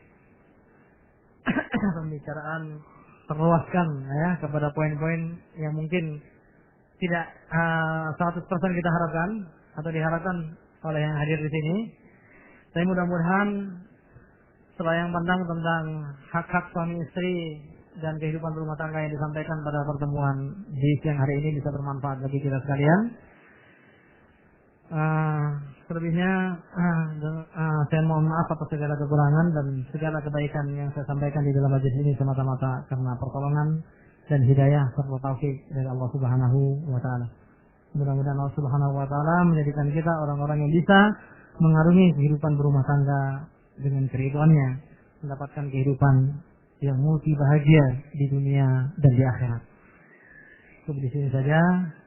Subhanakallahumma bihamdika asyhadu an la ilaha illa anta astaghfiruka wa atubu ilaik. Ya, untuk pertanyaan